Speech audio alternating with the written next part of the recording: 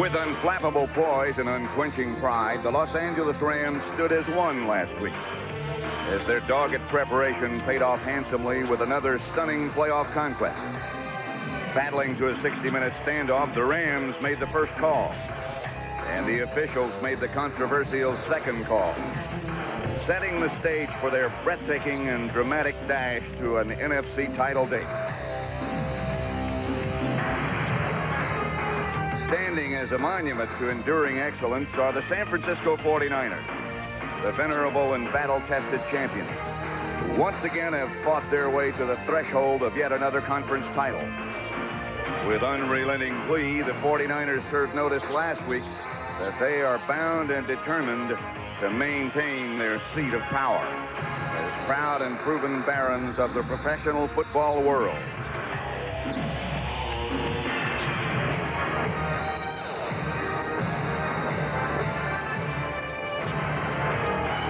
Familiarity breeds contempt, and this rivalry breeds both, as the Rams and 49ers lay it on the line for an NFC Championship.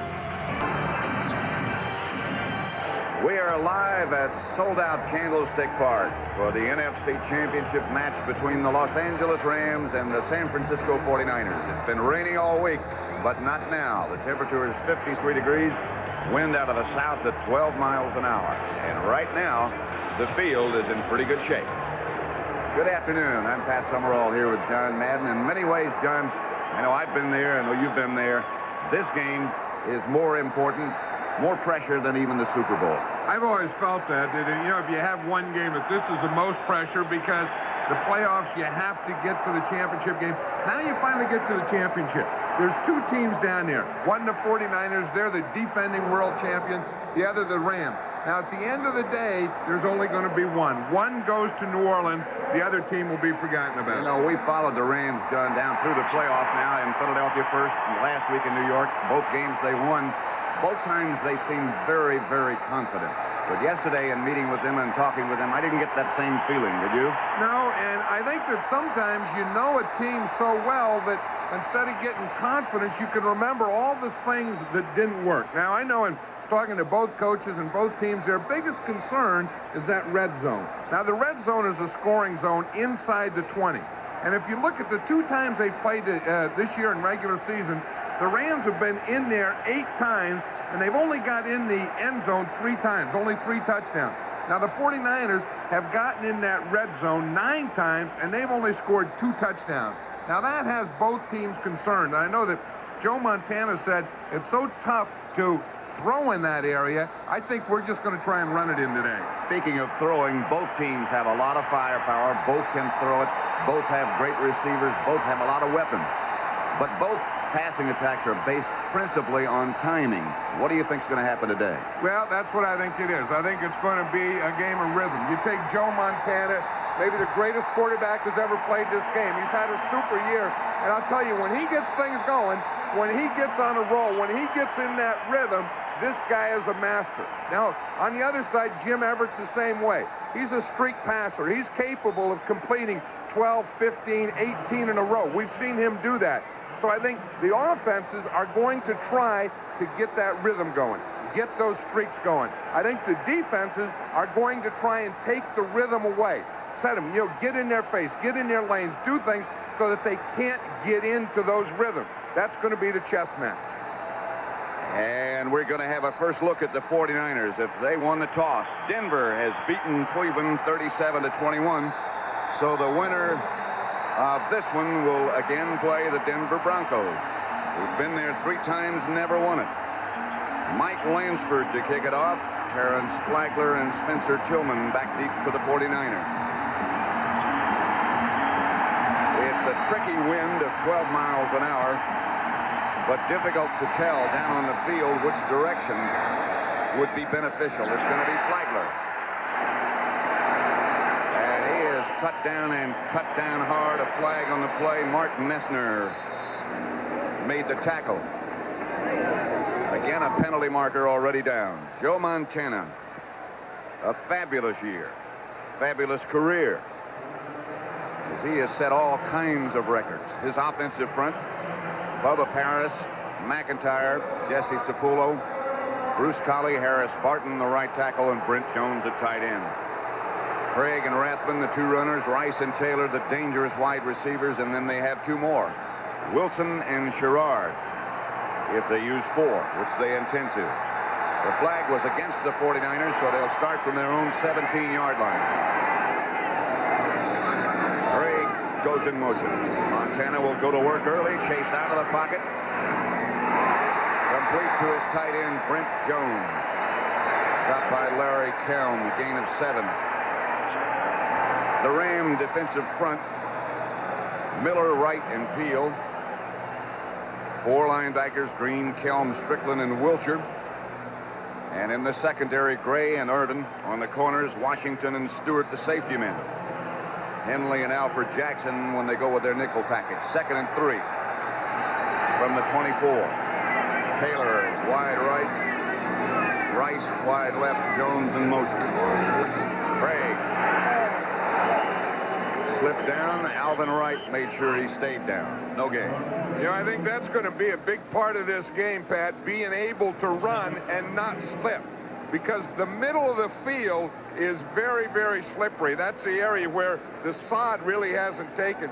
And you saw on Roger Craig's first cut, boom, he just took 2 divots out of there, and he couldn't make that cut back. There are some very slippery spots on it. I was down on the field just a few minutes ago. And as you point out, in the middle, where most of the playing is done, that's the worst part.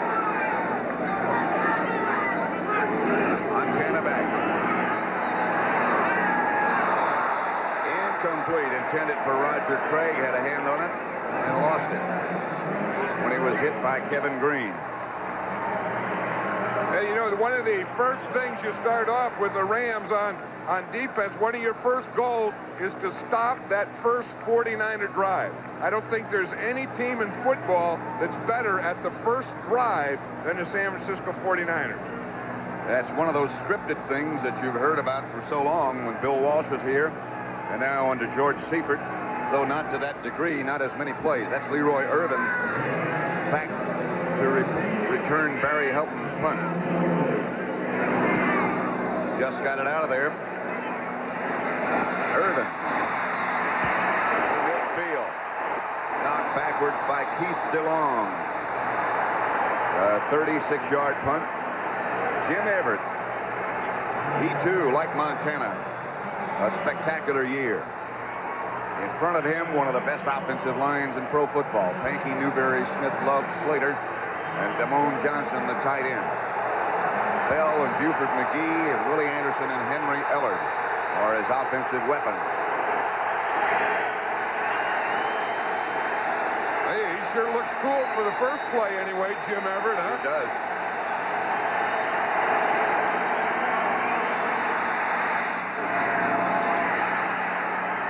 Pass complete. That's to Willie Anderson, the flipper. The 49er defense. Here's Hope, Pete Kugler, and Kevin Fagan in front. The 4 linebackers, Haley, Millen, Michael Walter, and Tina Turner. In the secondary, Pollard and Griffin in the corners, Lott, Brooks, the safety. 1st and 10 Rams at the San Francisco 36.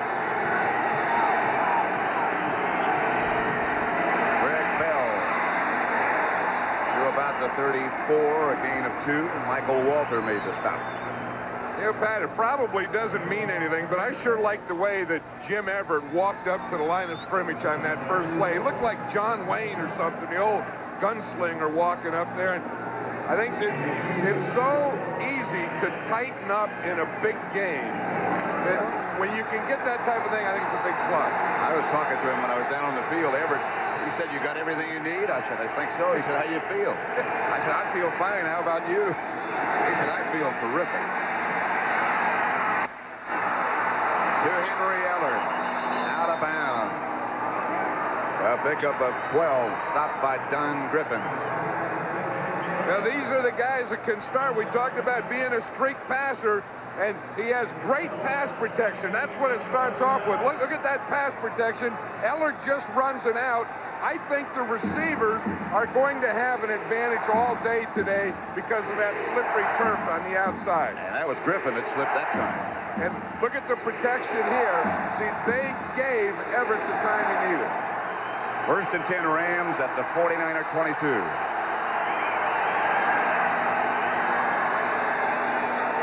Everett to work again. Here comes the blitz. Successfully hurried Everett as he tried to dump it off to Bell. Haley put on the pressure. George Seifert.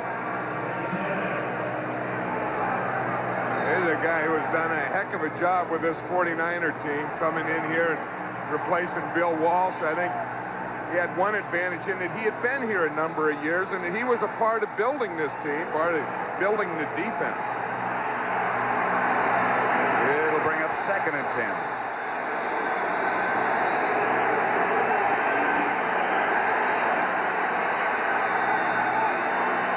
Holohan was the motion man. Bell. Stopped by Fagan, picked up 3. You know, here's the area that we were talking about earlier, is that red zone, and it's the area that both teams have had trouble against the other team. That 20-yard line, that 20-yard line in. In fact, I think it's ironic today as I look down there at the field, Pat, the 20-yard line yard marker is painted in red. This is that zone, as you point out, where they've had problems. 3rd and 7.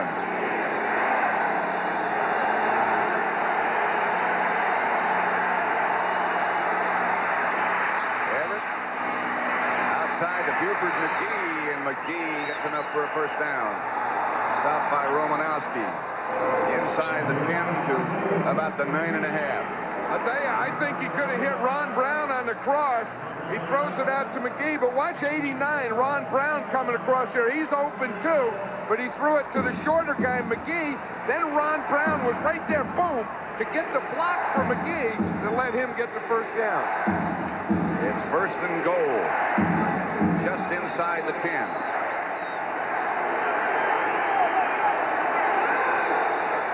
Bell was the lone setback. They start Holohan in motion. Everett. Ellert was the closest Ram, but it was nowhere close to him.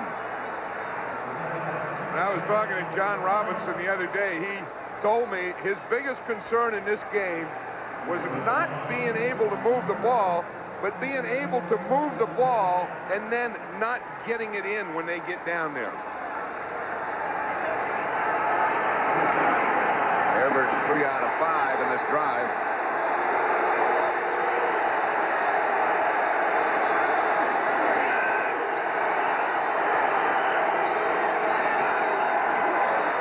Bell on 2nd down to about the 6. Picked up 3. Matt Millen made the stop.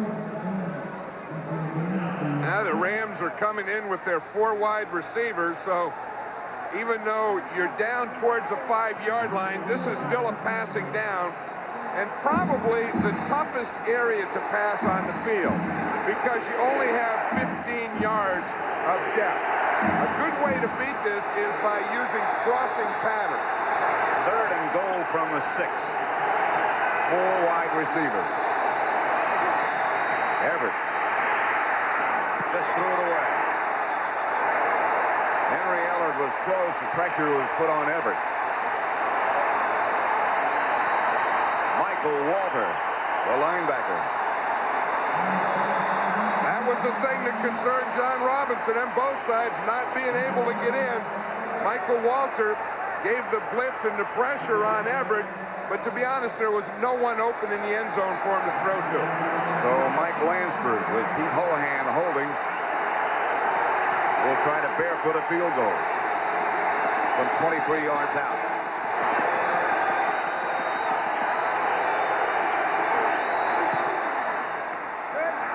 And the Rams break on top. 9:38 left in the 1st quarter. And it's the Rams 3, the 49ers nothing.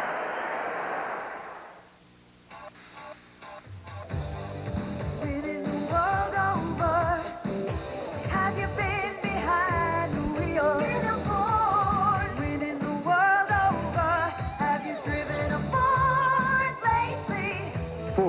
the best-selling line of cars and trucks in America for the third straight year. And this time, by our biggest margin ever. When in the world over, have you driven a Ford lately? For a bear of a thirst, I reach for it first. I can drink a lot more, and it settles the score. Four fingers, number 7, the taste is pure heaven. It's the drink of the moon. It's playing Al tune. It moves Louis' lips. It shakes Eric's hips. Don't look out, Pepsi, the move is on. Now we're singing the Diet Coke song. Diet Coke has real cola taste and just 1 calorie. So, for the Rams, It has refreshing ramifications. Diet Coke! So we really doing this? We're gonna have a long time together. Okay, I'm late. I gotta go. Talk to you later. Over dinner. When? 8. 8. Be there. Bye.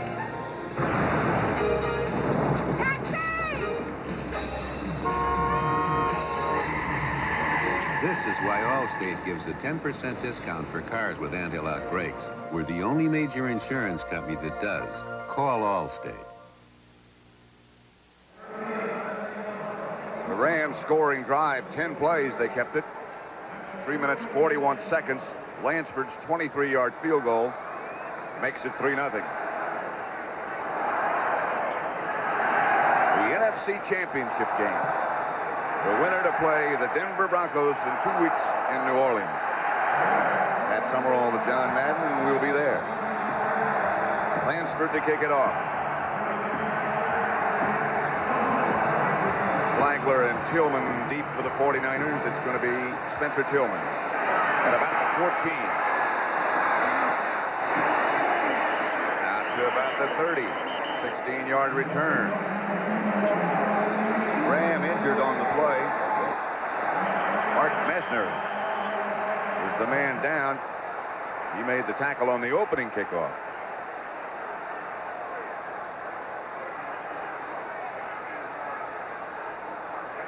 You know, you watch Lansford as he kicks off. You see that plant foot slip? I think if they're going to have problems in the slip, and it's going to be in that middle area where he had it between the hash marks. And, of course, that could come back in this game to be a problem, that kicking. Especially on field goals from that region of the field. Candlestick Park in San Francisco.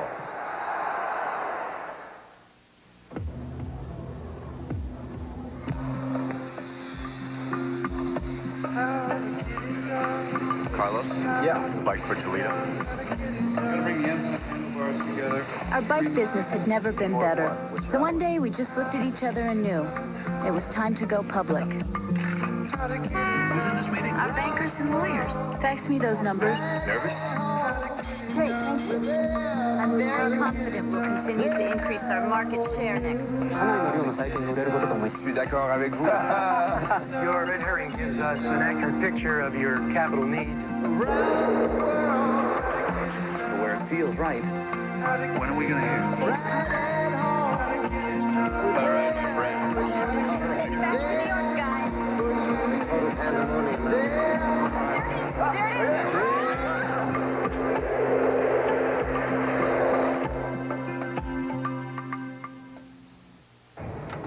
Anybody who knows anything about four-wheel drive can tell you about Ford's Touch Drive. It's the standard system on this Ford Ranger, and it lets you go in and out of four-wheel drive on the fly just by pushing a button on the dash. Ford Ranger, #1, for all the right reasons. So why mess around with some clumsy floor-mounted shift like Chevy has when you can just push a button? See your dealer now for low financing or a $1,000 cash bonus on Ford Ranger. These are some of the measures that the ground crew, the maintenance people did before the game. That's an aerator over the NFL logo in the middle of the field. And then they put down something that looks like very thick sand. Surface. To absorb some of the moisture. 3-0. Over on the Los Angeles sideline. That's a picture of pain. First and 10, San Francisco at their own 30. The Rams lead it 3-0.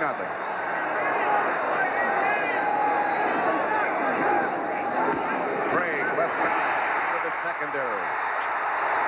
First down, San Francisco. James Washington made the stop, a pickup of 13 for Craig. Well, the 49ers went to 2 tight ends, only one back in the backfield. That was Roger Craig. And they ran that old counter tray that everyone's running now. Of course, when you have Craig running it, that gives you another dimension. Watch him. He's going to take a counter step to his right, let his O-guard, no tackle get in front of him, and then high step it through the hole. Again, 2 tight ends. This is Rathman. And he gets close to midfield. Picked up 6. There's a guy who stays fired up, Tom Rathman. I think, you know, that doesn't make any difference. Playing football to him is just playing.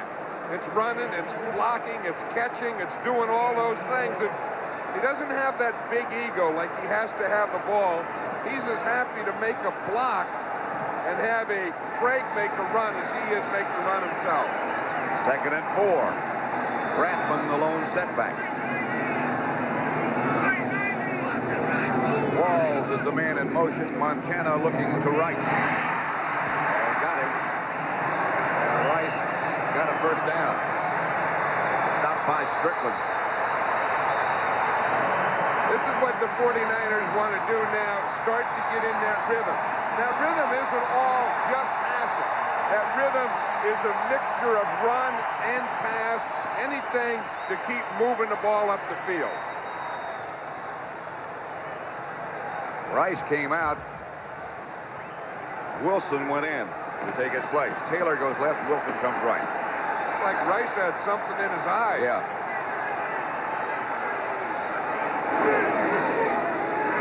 Montana again. Rhythm. Caught by Brent Jones, the tight end, a fumble. And another fumble, and the Rams come up with it.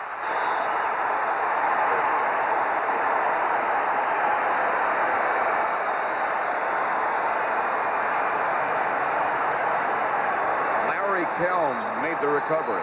And that's the thing that will kill rhythm, is either a good defensive play or any kind of turnover.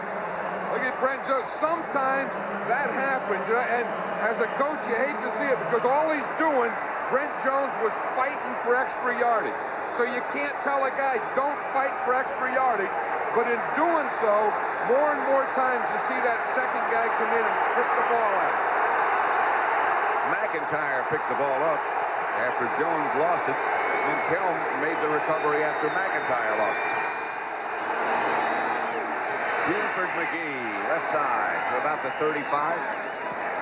Pickup of 2. Stopped by King of Turner. There's a reverse angle that last play. This is the second time in the game that Montana started on a sprint. Watch, he sprints to his right, kind of slips and falls down himself, then throws back to his tight end. And seeing it, trying to get that extra yard, that's when the ball got knocked out. You said then McIntyre, an old guard, has it. Heck, he fumbles it too. 2nd and 8 for the Rams. Their own 35-yard line. Everett Holohan into 49er territory. Brought down by Ronnie Lott and Michael Walter. That's the guy they have to watch. That's what the 49ers were talking about in the passing game. This is the guy, Pete Holohan. Chet Brooks says they got Damone Johnson's their tight end, but when Pete Holohan comes in the game, he's the guy Jim Everett looks to. In their first 2 meetings this year, as in almost every game we've seen, the turnover are the determining factor. Everett, straight back.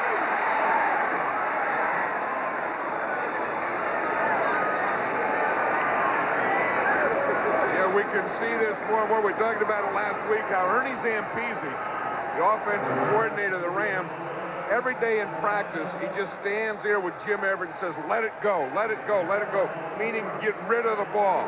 There's Ernie Zampese. He's this guy right here. I think that he is probably the top offensive brain in football today. The amazing thing about him, about Ernie, is He is perfectly happy where he is. He doesn't want to be a head coach. But if I were an owner, I would hire Ernie Zampese as a head coach. They fake the reverse to Ron Brown. They have a man wide open. Ronnie Lott, what a recovery. Willie Anderson was wide open, and Ronnie Lott came from nowhere to break it up. And that was the guy they were trying to get, Ronnie Lott, because they were going to fake the reverse. And what they said is when they faked the reverse, Ronnie Lott and Chet Brooks would run up. We saw Chet Brooks, a strong safety, come, but they didn't fake Ronnie Lott out. And he comes all the way over from the free safety to make that play. That's one heck of a play by Ronnie Lott. A lot of people thought he might have lost a step. But last week and this week, he's proven that he's still got whatever he had. That was a big play.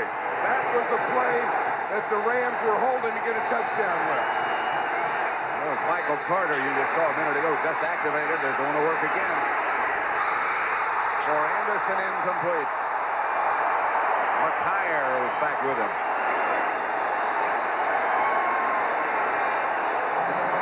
Let's watch the play before that. Here's Ronnie Lott here. When they fake the reverse, they want him to come here. He stays back and makes the play over there. But watch what happens. You see, when they fake the reverse, they think he'll come up. Ronnie Lott didn't come back. He read pass, stayed there, and made a great play. Taylor back deep.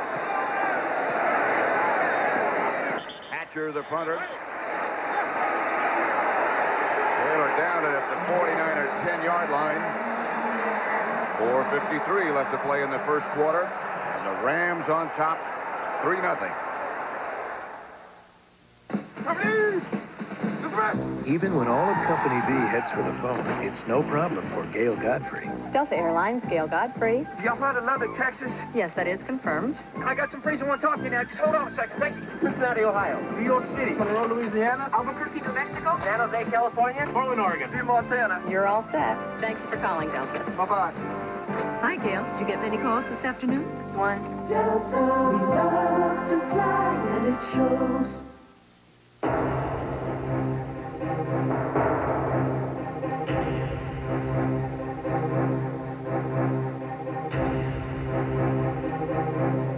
If you choose to finance or lease your new GM vehicle someplace other than GMAC, you might find yourself waiting in line instead of out hugging one. GMAC. Nobody wants to get you into your new GM car or truck faster. Don't take chances with your brake repairs. Trust your brakes to Midas, where the work is done by trained experts. And your brake shoes and pads are guaranteed for as long as you own your car. Nobody beats Midas. Nobody. You know, a lot of people are succeeding in business thanks to desktop publishing. Makes you look pretty smart, doesn't it? Only thing is, what if you need 5,000? Printed just as nice for that big meeting. Now, how are you going to get that done? Huh? A madman with a vendetta. And when Frank's wife gets caught in the middle, a hostage crisis becomes deadly. If you want me to do this for you. Wise Guy, Wednesday. The NFC Championship match between the Los Angeles Rams and the San Francisco 49ers, led at the moment by the Rams. 23-yard field goal by Lansford. And the AFC Championship game won, of course, by Denver. And the winner of this game will face Denver in New Orleans in 2 weeks. 4 minutes, 53 seconds left to play in the first quarter. Here's Roger Craig into the Rams secondary. Stopped by Washington. But a 49er first down. That's the place you have to run on a wet field, is straight up. Now, you got to win that first battle. Your center against their nose tackle. You have to get that because you don't allow penetration inside. The 49er offensive line didn't allow any Ram penetration. Then Roger Craig could just come up there and pick a hole. Roger Craig's one of those guys that we see on rare occasions who can turn it up another notch. Craig, nothing there this time. Stopped by Strickland and Alvin Wright. That's what happens when the play before you see when you get them blocked, you don't allow penetration. Then you see an example of the next one where you don't get him blocking. You let a big Alvin Wright get penetration, and you let Fred Strickland get in there. Fred Strickland, the nosebacker. Love to come back from some life as a nosebacker. It's a unique position. What do you do? Oh, I'm down as a nosebacker. Here's Montana. Up the middle goes tight end. Brent Jones. A gain of 12 yards. Strickland again. Here's Jerry Rice. You pointed out before, John, I don't know if he got something in his eye or got hit in the eye, but that seems to be the problem. I know, and it looks like he's having trouble with the right eye. It's still kind of squinting. And he got hit and came off and hasn't been back in since. Of course, Jerry Rice is such a big part of this 49er offense. The doctor's going to have another look. First down, San Francisco, their own 32. Here comes the counterplay again. A couple. We're going to have a football game here today. See what they're doing now. They're looking at Jerry Rice. I think this is a play that had happened. This was the last play he was in. See the screen, and he got it right there in the eye by Michael Stewart. Looked like a Stewart came up, hit him with that left hand. Probably a finger went through the face mask into the eye. Second down and 8. 49er ball, they own 35. Wilson, who has replaced Rice, split wide to the left. Jamie Williams is the man in motion. Here's the same play again. Chased down by Larry Kelm. For a gain of 3. Craig, the ball carrier. We're going to have a football game here today, Pat. I mean, you know, they can have Montana, they can have ever, but this game is going to be about linemen. This game is going to be about mud. This game is going to be about dirt. This game is going to be about championships. This team is going to be about a team going to the Super Bowl. And this is what football was supposed to be. There's going to be a lot of stuff involved, right? That's it. A lot of, and not only stuff, but good stuff here. 3rd and 5. Craig is in the slot to the left. Montana gets the ball to John Taylor. James Washington made the stop. One of the rare times that Montana has gone to his left. I know it. Well, you know what happens? We'll see Alvin Wright takes a charge here, gets penetration. Now Montana comes back, and he's forced to go to. He's forced 1 to bring the ball down, and then 2 to go to the left. That is what the 49ers were trying to do to him. That's what the Rams are trying to do. I mean, they're trying to get him to bring the ball down, get him to run to his left. He did both those things and still completed it. First down. To the Ram 44. 9 yards. The 49ers are doing what you have to do on a sloppy field. You can't make a lot of cuts. You have to have a wide base. Your runners have to have a wide base. They can't get their feet together. They can't make crossover steps. They have to keep a wide base and hit straight ahead. Montana is already over to the sideline. The 49ers apparently are going to let time run out in the first quarter. Montana with George Seifert. There's Fritz Shermer, the defensive coordinator of the Rams. So that's the end of the first quarter with the score, the Rams 3, the 49ers nothing.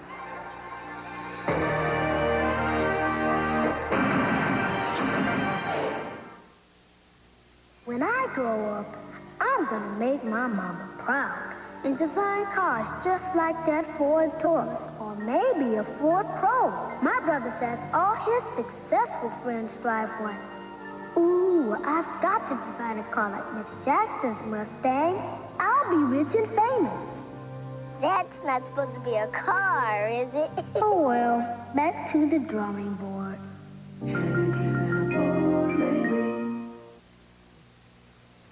In Paris, they lined up in the streets.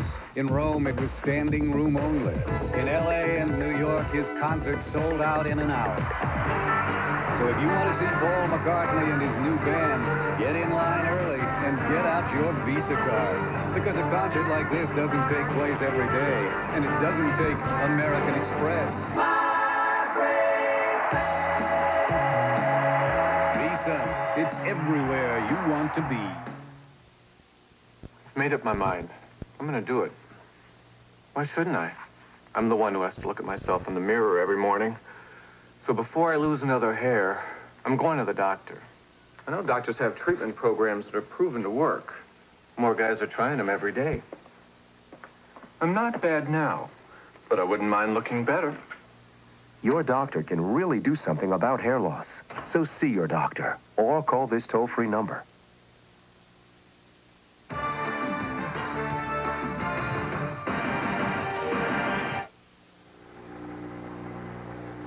Second quarter coming up at Candlestick Park, the NFC Championship game, with the winner going to New Orleans for the Super Bowl to play the Denver Broncos, the AFC champions. Congratulations to them and to Dan Reeves. Candlestick Park, of course, sold out for this event. Rained all week long, and then today, just now, bright sunshine has come out. Wallace comes in at left tackle to replace Bubba Paris. And Terry Tausch goes in, playing guard. 2nd and 2. That's Rathman, knocked backward. Sean Miller, loss of a yard. Well, the Rams got the penetration they needed that time by Sean Miller. You know, again, that's what it is. It's if the line can knock the defense off, then there's going to be running room.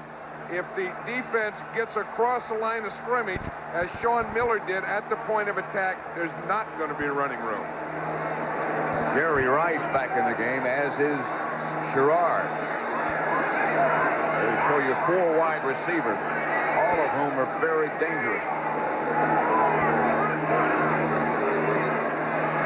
Montana up the middle to Rathman. Enough for a first down, stopped by Kelm.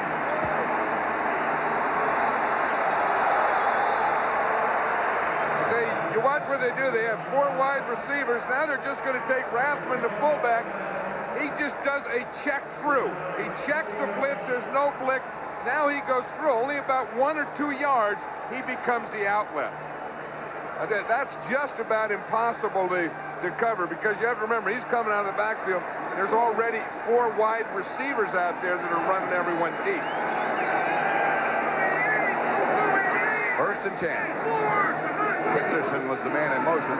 This is Craig. The Rams bottle that one up. Yeah, you cannot run that play on this field today. And Roger Craig is going to learn it, or George Seifert's going to learn it, or Mike Holmgren. But watch what happens when you try and go wide. You try and stretch out. Now you can't cut back. You cannot turn from being perpendicular to parallel on this field today.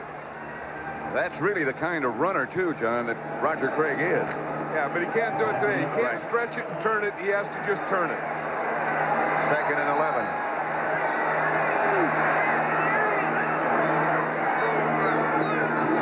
Montana's already hit 6 out of 7. 7 out of 8. That one to Rice.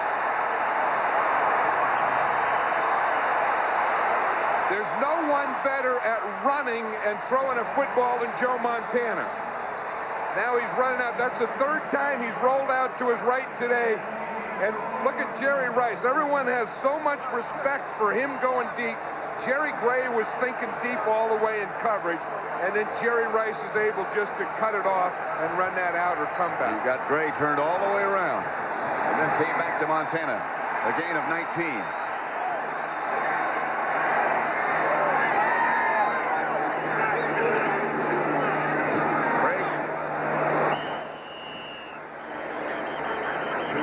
Maybe stopped and hit first by Washington. One thing about this Ram defense, when you run in there, there's going to be a whole bunch of white jerseys. And as you know, the Ram defense may not be a great defense or a lot of great players, but they're a very well-coached defense by this guy with his hands on his head, Fritz Sherman, who could very well be the next coach for the Phoenix Cardinals. He's certainly one of the leading candidates. Here's Montana back again. Open is Brent Jones. Touchdown, San Francisco.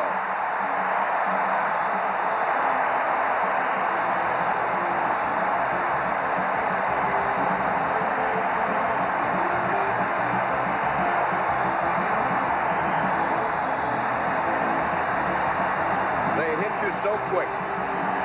Well, they had Jerry Rice on one side, John Taylor on the other side, and you get so concerned with those guys that they will leave Brent Jones go free up the middle.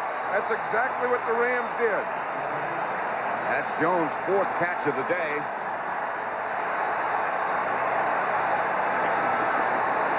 Mike Coper to try the extra point. He's missed 2 in the regular season. Doesn't miss that one. 7-3, San Francisco. Hey, if Brent Jones is a tight end on the right, 84 on the right of the screen, starts to the outside, then he's going to come back in. Montana gets back. Brent Jones is wide open again because of the concern of the outside receiver. 7-3 49ers. A triple-header thriller. Seton Hall, Pittsburgh. Oklahoma, Arizona. Notre Dame, LSU. What a Saturday next weekend. Offer the average American a ticket to the Super Bowl. And even the most stable personality can undergo change. Well, here's your ticket. The actual program for this year's Super Bowl. 200 pages of scouting reports, features, and NFL photos make it the finest program in sports. Send $7.95 to Super Bowl 24, P.O. Box 24, Trenton, New Jersey, 08651. That's Box 24, Trenton, New Jersey. Think of it as your ticket to the game. Finger leg, yes! Oh! It was truly a great honor to be chosen as the most valuable player in Super Bowl 23. But I have come to know that there are a lot of people who are the most valuable players in their community. Here in San Francisco, there's a critical need for professional daycare services. And for all of you who give to the United Way, you are the MVPs, the most valuable people in San Francisco. The United Way, it brings out the best in all of us. This message furnished by the National Football League. CBS Sports coverage of today's National Football Conference Championship game is sponsored by Ford and your Ford dealer. Have you driven a Ford lately? AT&T, the right choice. And by Miller Lite, bringing you the entire Miller Lite All-Star Super Bowl game in today's second quarter.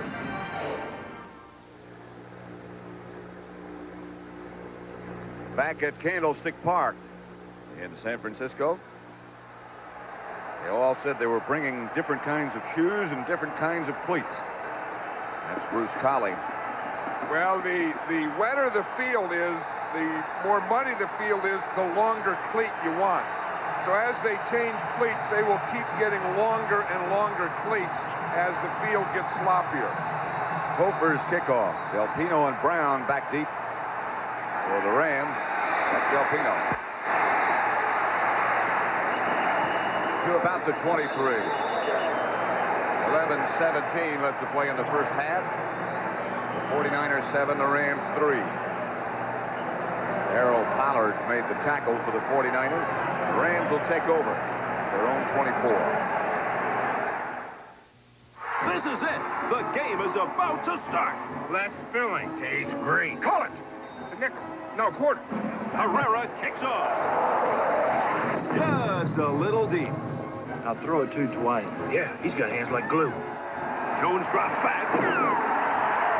Touchdown! If Taste Great can hang on to this lead, they get the case of Miller Lite and go to the Super Bowl. We need that secret weapon. Don't worry, we're going to get that case. The Volvo 240 has built a reputation for surviving accidents, and we at Subaru have always been impressed by that. So we gave the new Subaru Legacy wagon unibody construction, like the Volvo 240. But unlike the 240, the Subaru Legacy is available with full-time four-wheel drive and anti-lock brakes, because the best way to survive an accident is not to get into one. Whenever I used to watch TV, my brother Tom would always flip me out. Then we got this Magnavox smart window TV that lets Tommy flip through all the channels. And I could keep watching what I want to. Now I can see what I've been missing. And that's quite a lot. Pat Summerall, John Madden. 49ers leading 7-3. The scoring summary so far. The Rams scored first, 3-0 from 23 yards out by Lansford. And the 49ers just scored on a 20-yard pass from Joe Montana to Brent Jones.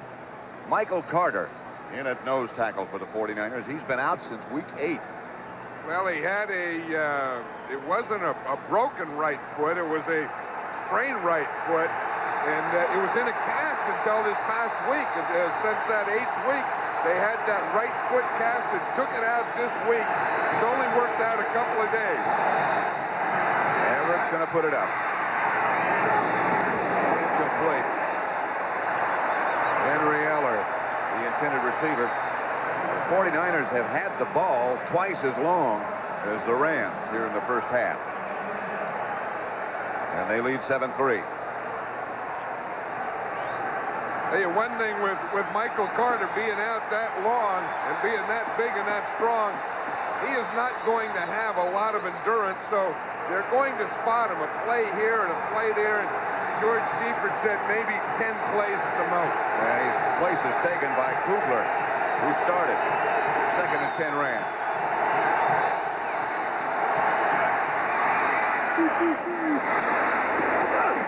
Buford McGee. Knocked out of bounds by Keena Turner and Ronnie Lott. I'll tell you one thing about Ronnie Lott. If he's going to run all the way across the field and get you on the sideline, he's going to bring the full load. He doesn't come across here and pursue and get all the way over there and then just bring a quarter or half a load. When he gets there, watch at 42, he's going to unload that whole thing he brought. He's sort of the catalyst, the leader of an underrated 49er defense. Hey, one of the top guys who has ever played that position. On 3rd down, Everett swings it out to McGee again. McGee will get a Ram first down. Stopped by Eric Wright. Gain of 9.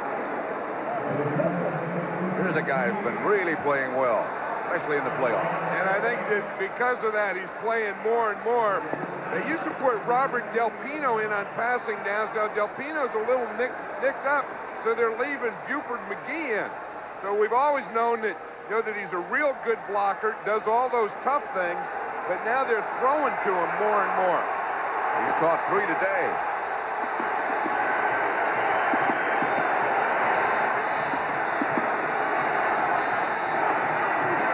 Greg Bell hit right at the line of scrimmage. He might have gotten a yard.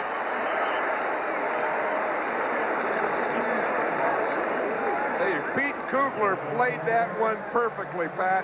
Watch him. He's right there over the center. Now what you do is, boom, you take that guy on and then just ride down the line of scrimmage.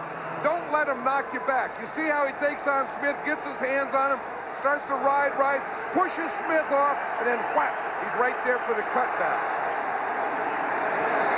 2nd and 9. In the tricky part of the field. Holohan in motion. The rush is on Everett. The pass is to Eller. Incomplete. Don Griffin, the defender. Here's a guy who's becoming one of the best cover guys in this league. Don Griffin. You don't hear a lot about him, although he's in the Pro Bowl now. But that is great coverage. He's on him all the way. Gets that left hand in there and knocks it away. That's textbook. 3rd and 9. 1, being able to get on him and stay with him, and then 2, being able to finish it off with a knockdown.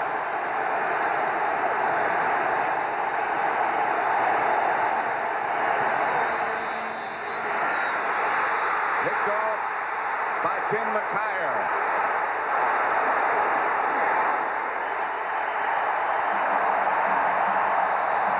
Eller knocked him out of bounds. McKyer came up with a deflection. I think it was Don Griffin, the first place. Griffin again was there on the coverage. He knocked it out, then it went up to McKyer. We were just talking about Griffin being one of the best cover guys. You watch your Everett throwing it out there. Watch it right there, 29. Griffin hits it up, And then McKyer is coming back, and he ends up with the interception.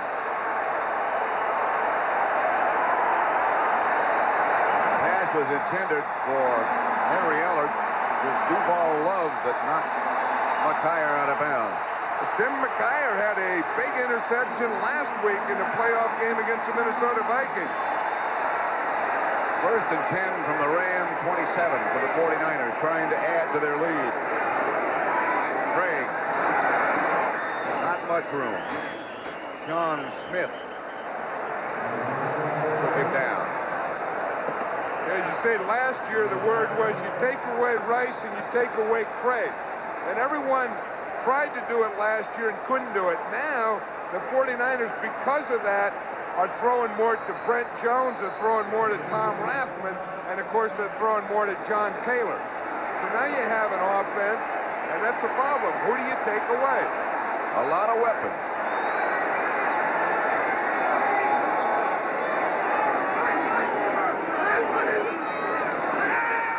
Outside Cookie and Rathman.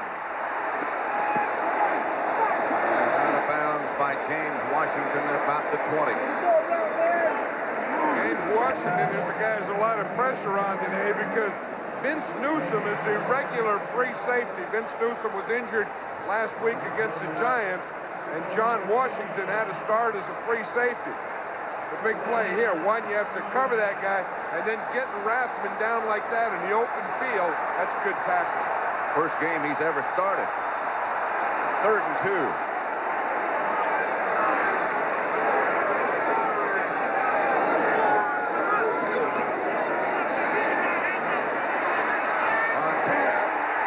Craig to about the 5, maybe inside. Stopped again by Washington. 15 yards. That was one of those passes, Pat, where they took away the lane, made Montana bring the ball down, but in doing so, all he did is find his secondary receiver, and when that's Roger Craig, that's a pretty good play in itself. They took away the lane. He was trying to go to the left. He was trying to go deep. It made him bring the ball down like they wanted to defensively, but then he brought it back up again to hit Roger Craig. First and goal from the 4 with 7:58 left to play in the first half, and the 49ers leading 7-3. Two tight ends.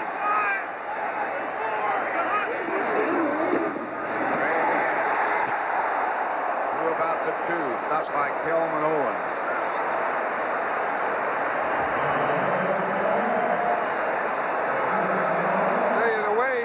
In there. Let's just watch this on the clicker. The way he cheats back a little. You see in the stance, he's back. So Craig is going to run it. Rathman's going to block it. Watch, he gets that thing there. Right there's the block. He knows he's going to run off that block. Rathman turns him out. Boom, he's going to cut right back off that thing. Second and goal from the 1. Craig again. 49er touchdown.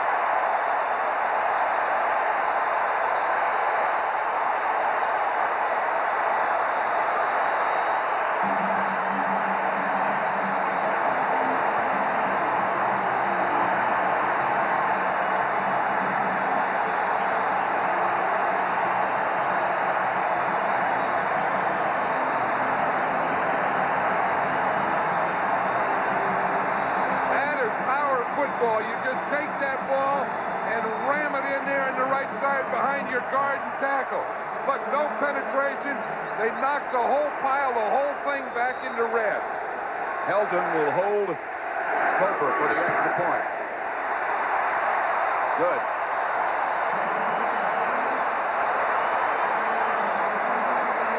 Set up by the turnover. Almost inevitable. Gray gets the touchdown, and it's 14-3 49ers. Welcome back to the Miller Lite All-Star Super Bowl game. Coach Wendt is on the headset. Yeah, could you send over a pizza? What's the address here? Uh-oh, it's the old Coochie play. Carol. Coochie, coochie. Coochie, coochie to you too, Mel. Herrera has the ball. Touchdown. Was that the secret weapon? And who's going to win that case of great-tasting Miller Lite and go to the Super Bowl? We're going to get that cake.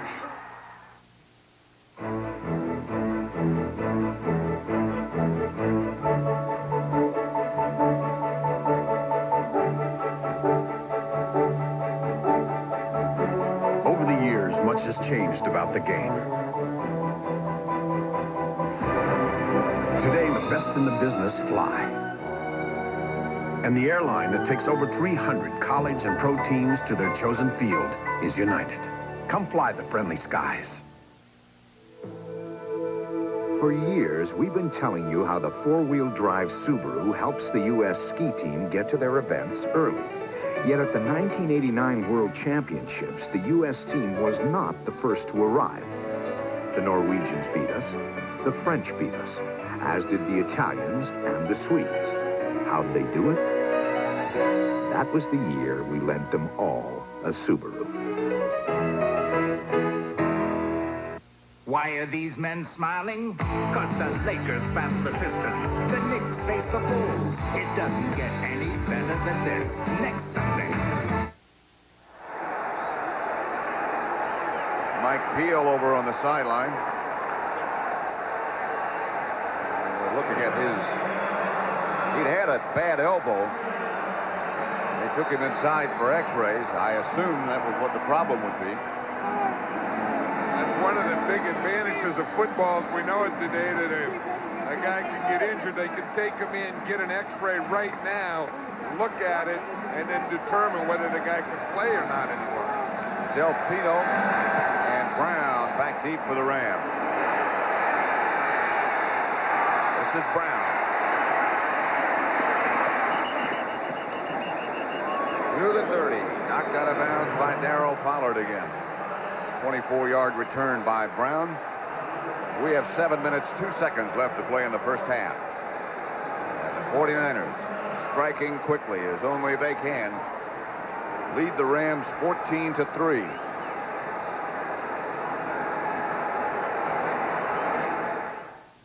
Guys, in the second half, let's try to remember what we are playing for. Pride, glory, and 24 cans of America's favorite light beer. Now, we don't care about finding Super Bowl tickets in that case. The airplane, the hotel, or the money. We don't care about those things, do we? Yes, we do. Yeah. Okay, we do. You can win a free trip to the Super Bowl, too. Look for this display wherever Miller Lite is sold. And don't forget, our secret weapon. We're gonna get that case. The guaranteed rebate from Chrysler. Now, in addition to our best-selling minivans, we've added our best family cars. 1990 Dodge Shadow, Dodge Spirit, and Dodge Dynasty. Take delivery by January 31st and get $1,000 cash back. If the rebate goes up during this model year, we'll pay you the difference. The guaranteed rebate from Chrysler. No other car company has ever done that. Remember, this offer ends January 31st. Introducing a better way to call the Pacific. I called Japan to pay respects to my father, and my mother, and my sister. Then I got my AT&T bill. Introducing MCI's new Call Pacific plan. Now call any Pacific plan country for just 79 cents a minute and start saving. Now I pay my respects to MCI. Call now and ask for MCI's new Call Pacific plan. When Murphy falls for Miles' older brother, 3 definitely becomes a crowd. You are mine. M-I-N-E. Mine. On Murphy Brown, Monday.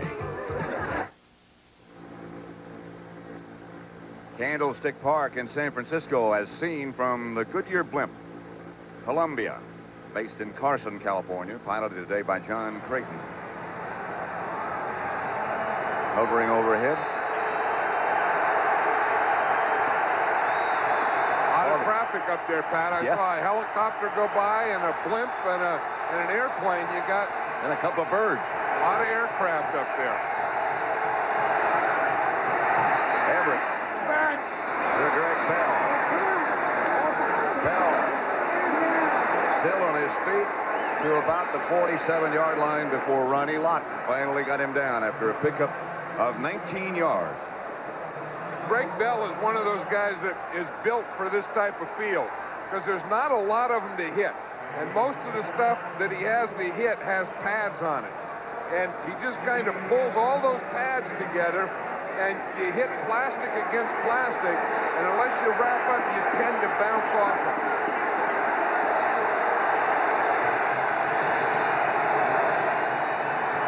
Everett back on first down. Intercepted by Tina Turner. A fumble by Turner, and I think the Rams might have gotten it back. Yes, sir. You know, John Robinson is rooting for him to get it back, and they did. That even brought a smile, because when you're down 14-3, you can't give them the ball here again, because they can put you away on this one. The defense is throwing Everett's timing off. They're getting him out of sync. You see him, he had a pump to the thing. Now he came back to his secondary receiver, and there were 3 red jerseys around his secondary receiver. Whereas luckily for the Rams, Tina Turner fumbled that. And Newberry made the recovery. John Robinson, he'll not only coach it for you, he'll officiate it for you. Jerry Markbright is the referee today. Sure won't play it for you.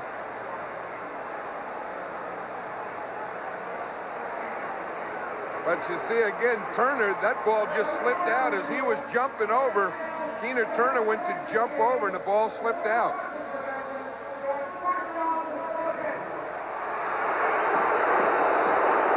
Newberry made the recovery. What they did is a replay took a look at that play, and then, of course, it stays as stands. It was a fumble and a recovery. Hell. To about the 45, 5-yard gain, stopped by Kevin Fagan and Jim Burton. Yeah, we were talking earlier how Jim Everett is a streak passer. I think he started out on a streak, and he started out with confidence. And I think his streak has left him, and along with his streak, his confidence is gone. So now within this thing, he has to get it back again. And that's the type of thing that will come and go during a game. Well, we've seen it happen. In Philadelphia, it happened. And he came back strong at the end of the game, as he did last week against the Giants. Quickly to McGee. Should be enough for a Ram first down. He's dragged down by Chet Brooks. 6-yard pickup.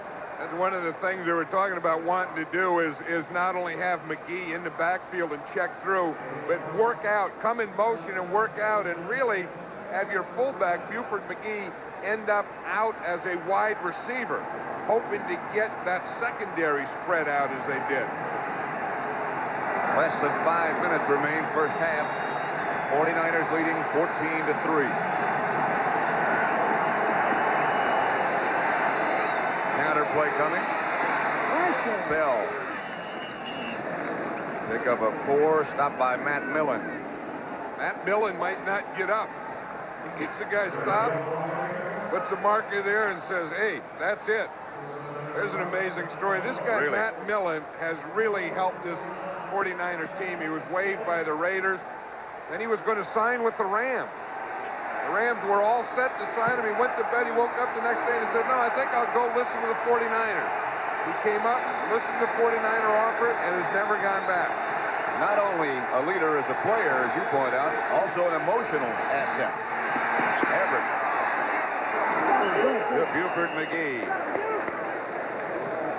4-yard pickup. It was funny how Buford McGee was kind of a throw-in to the Rams. They got him from San Diego along with Pete Holohan. They just the Chargers kind of threw him in. Then the way they got Greg Bell, Buffalo just kind of threw him in. And these two guys are becoming big players for him. That time, I think Buford McGee just landed on the ball.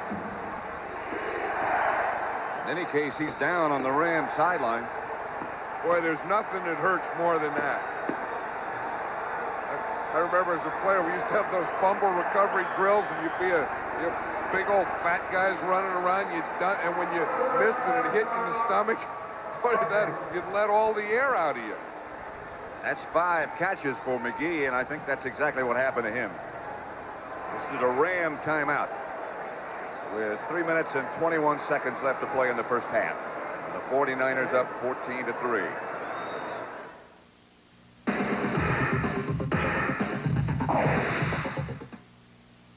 Welcome back to the Miller Lite All-Star Super Bowl game. It's been a seesaw battle back and forth, and with 10 seconds to go, it's all tied up. Send in the secret weapon. Can it be? Yes, it is! The legendary Wild Willie Went! Wow. Willie Went. My brother, the greatest man to ever play the game. Just give me the ball. 64. 78. Hey. He passes it. He catches it. What moves?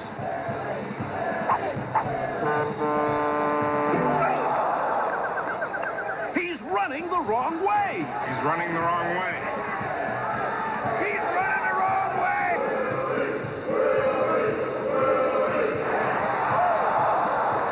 Les Spelling wins it for Taste Great. Let's go to the locker room. Can't beat the great taste of Miller Lite. Hey, it ain't over till the fat lady sings. All right. 2 tickets. What about tickets? I got plenty of Super Bowl tickets. There's still time for you to find Super Bowl tickets inside cases of Miller Lite. Sorry, George. Come on, let's go to New Orleans. Willie, wrong way. Come on.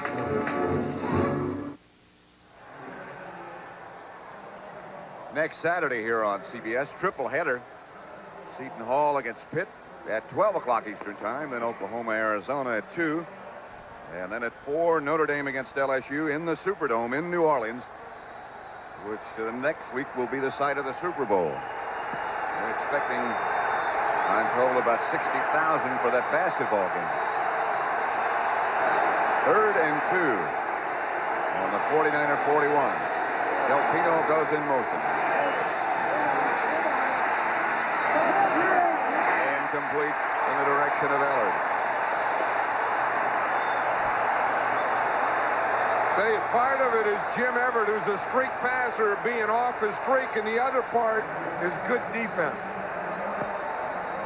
The 49ers are just getting Everett enough to throw that sink off, and the coverages are just taking away his men in his lane.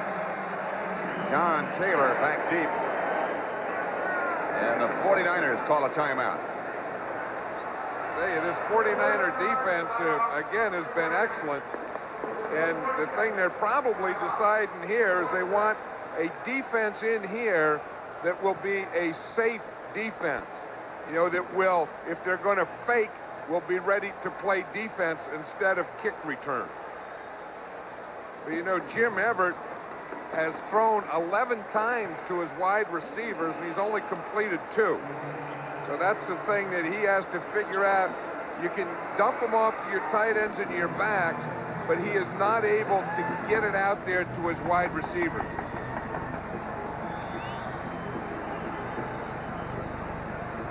.316 left to play in the first half. Again, that was the score in the AFC Championship game. The Broncos at home beat the Browns 37-21. Matthews kick in the direction of Taylor. Fair catch at the 12.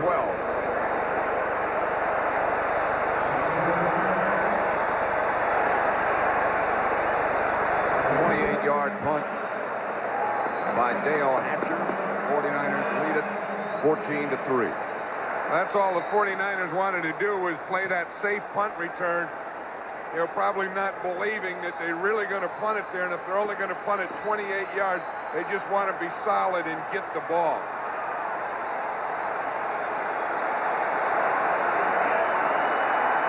First and 10, San Francisco at their own 13.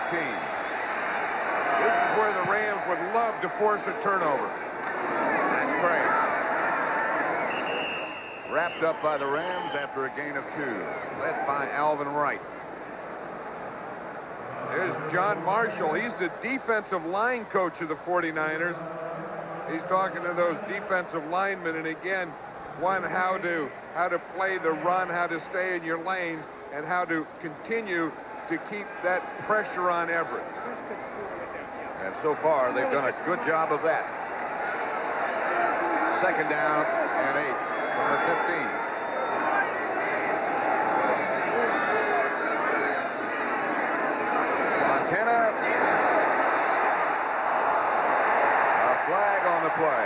intended for Taylor, or in the direction of Taylor.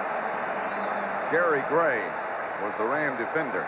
That was one of the things the 49ers were going to do. Joe Montana said his throw double pattern. You know, like an in and up and out and up. A hook and go, and that's what he just threw to John Taylor.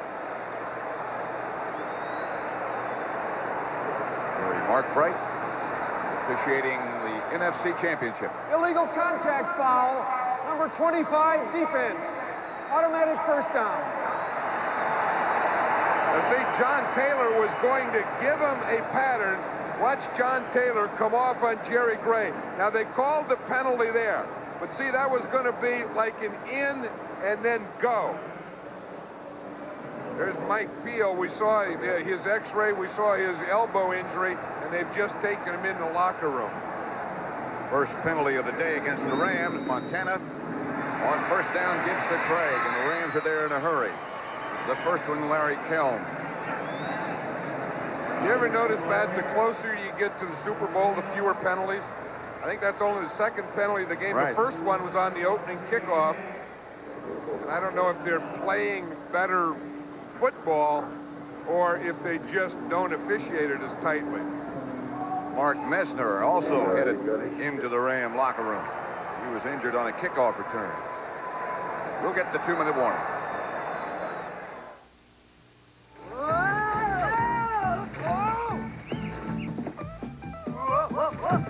Did you hear the one about the 4 lumberjacks who fit in a Dodge Dakota pickup? Or are we stretching our credibility? The new Dakota SE Club Cab, now available in your neck of the woods.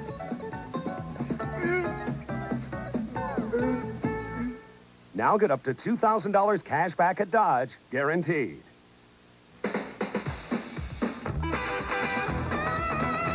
Bo knows football. Bo knows baseball. Bo knows basketball, too. Bo knows tennis? No. Bo knows weights. Folks, you don't know diddly.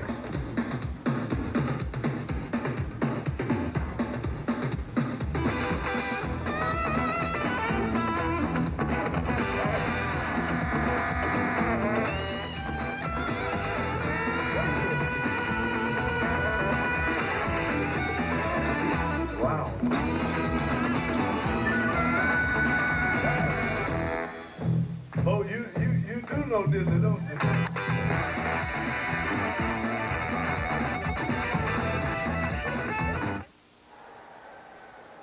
Next Sunday, John and I will be in New Orleans for the 6th annual All-Madden team. And I think a lot of people wonder, John, how you go about selecting that team.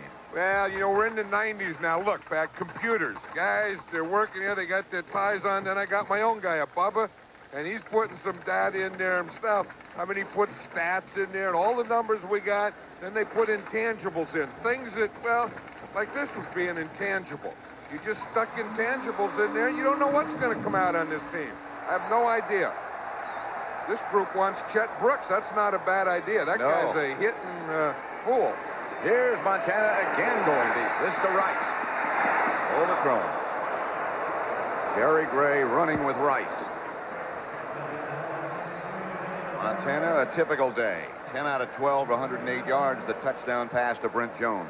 Well, I'll tell you one thing. He's going to be the quarterback because I don't know that I've ever seen anyone do it any better than this guy does it. And yeah, he just plays at a different level, another level, and he makes it look so easy.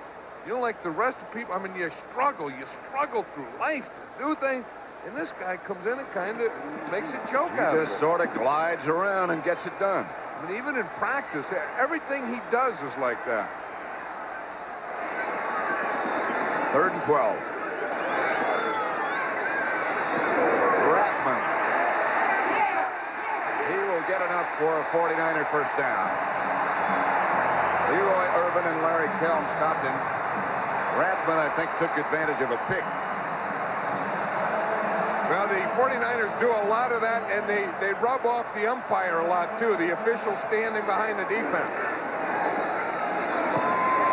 To Taylor. To the 40.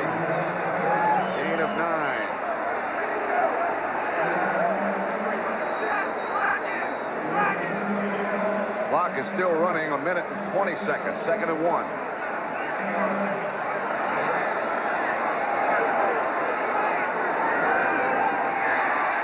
To Mike Wilson. Out of bounds, and that will stop it. With 1 minute 11 seconds left to play in the first half. 7-yard pickup.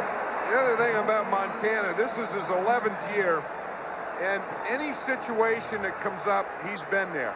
And he's in a situation now, a 2-minute drill, although it's a 2-minute drill at the end of the half. He's been there so many times and been successful so many times that he just creates a feeling in the huddle that something good's going to happen.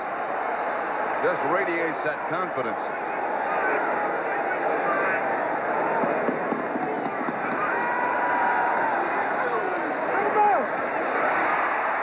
Mike Sherrard. There's an interesting story. Broke his leg twice. The Cowboys sort of gave up on him, and now the 49ers are very high on this young man. He hasn't played in a couple of years. Last week was his first game. He didn't catch a pass. He said he's waiting for his first pass, and more important, that first hit. There he just got a little bump. But he said playing last week and dressing was like the first time he ever played football in his life. 2nd and 4. Montana to work again. Gets it to Rathman again. Strickland. Jerry Gray draped around him after a gain of 5. A timeout, 49ers. They have 1 left.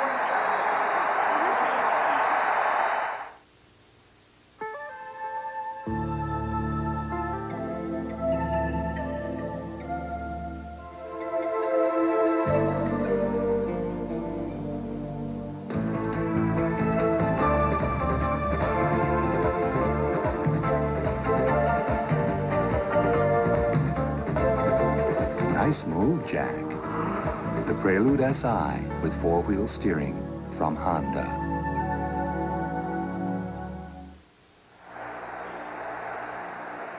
Coming up at the halftime, it's Brent, Herb, Will, and Randy Cross. And also Chicago Bear head coach Mike Ditka joins Brent to analyze the first half along with Don Makowski, the quarterback of the Green Bay Packers. There goes Ernie Zampese, the offensive coordinator. I remember last week he went off. The Rams got a turnover, and he wasn't there to call a play. 1st and 10. Roger Craig picks up 7 right up the middle. Clock continues to run. The 49ers have 1 timeout left. Right now would be a 52-yard field goal. 2nd and 3.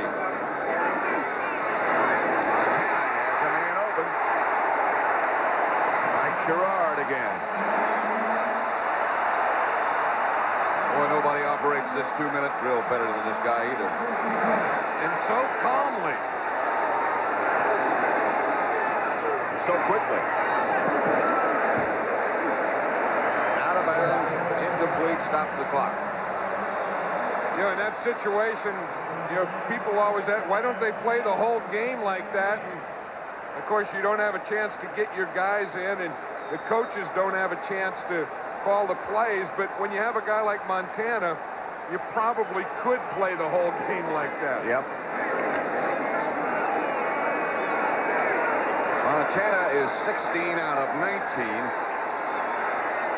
for 165 yards and 1 touchdown. Here he is back to throw it again. It's Roger Craig. And he gets to about the 3. Stopped by James Washington, and they take their last timeout.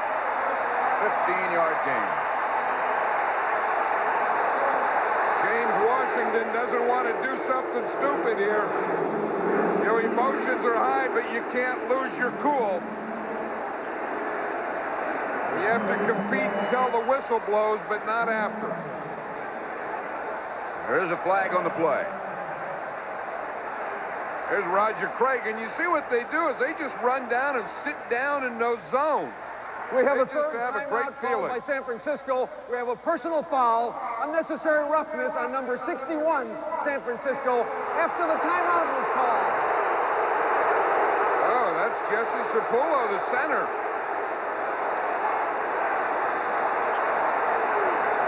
Look, there's Strickland there. He's getting a right hand in there. This is a pretty good brawl they had going there. Serious. Somewhere they're going to get number 61, Jesse. Jesse's just going down there to protect his guy, but that was a big play because the 49ers were in position where they could have run or passed to get in the end zone. Now they're back on the 14-yard line, or I guess it's the 18-yard line. Right. Now that has to be a passing play into the end zone because they've used all their timeouts. There's Mike Holmgren right there. This guy here, he's the offensive coordinator of the 49ers, and he's the guy that calls their play. And he's also a guy who's been prominently mentioned as a head coaching candidate somewhere in the NFL. Eventually he will be a head coach, but you notice how this game has gone, this NFL game, it's gone to a game of coordinator. And the coordinator is the guy that you have to defend now. The coordinator is the guy you have to attack. First down, back at the 18. Montana for the bundle to Taylor. Touchdown.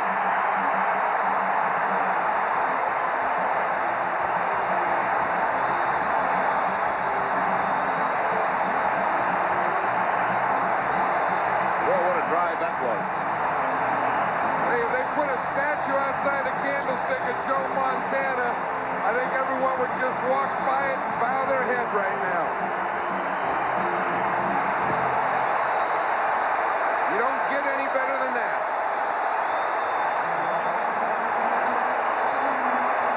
Taylor might have been shaken up a little bit on the touchdown catch, but now he seems to be okay. Hey, he's starting to take his pants off. That's not okay. 13 plays. Gopher hits the extra point. The 49ers 21, the Rams 3. Again, good pass protection. Now they give him lane. You see lane to throw it in where he can step up and throw and then find John Taylor down here. Taylor got inside of Leroy Irvin.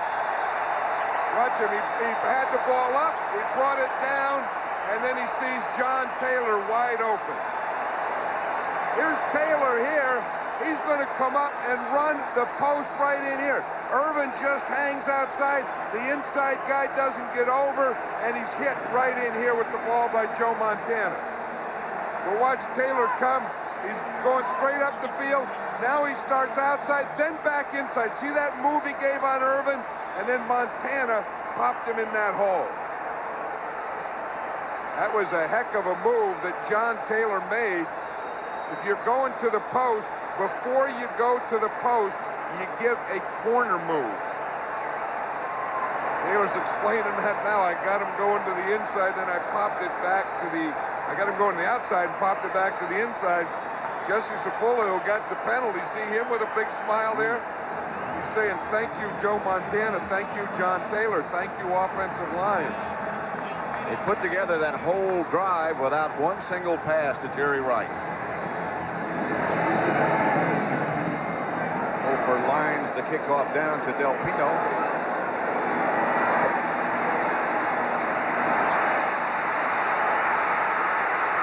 Del Pino to midfield and into 49er territory. That's the last play of the first half. That's the end of the first half. With the score, the 49ers 21, the Rams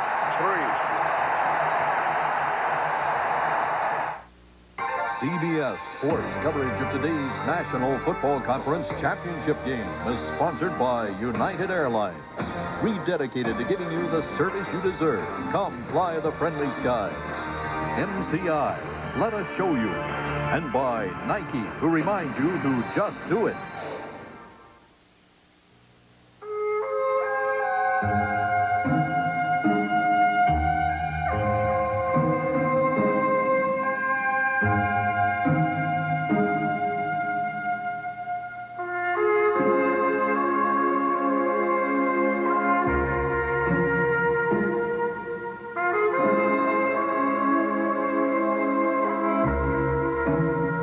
You have to drive it to believe it.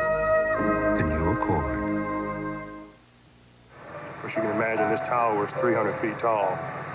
And when it hit his house, and then you see how it flattened the metal. So we got a real good whip out of it. Hurricane Hugo surprised many people. Allstate's catastrophe team was ready. With Allstate coming and the adjuster coming as quickly as he did, I think you need them. I really think you need to have a good insurance company like Allstate. Allstate came through when they had to. And I'm glad we have it.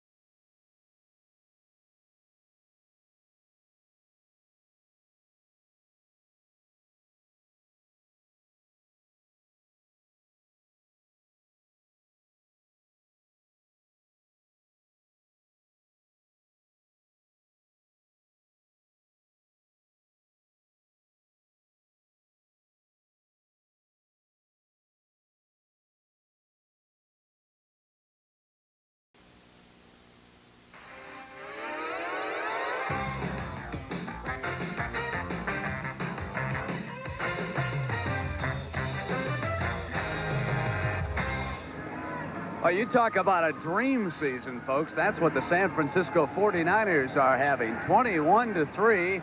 They lead here at the half. A week ago, it was 27-3 over Minnesota.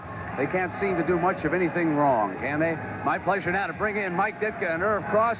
And Mike, before the game started, you said that number 42, Ronnie Lott, set the tone for these Niners. Well, he really does. I think everybody's going to rave about the great game Joe Montana has, and it's true he has. But the defense has given the Rams nothing. They've shut them out all the way.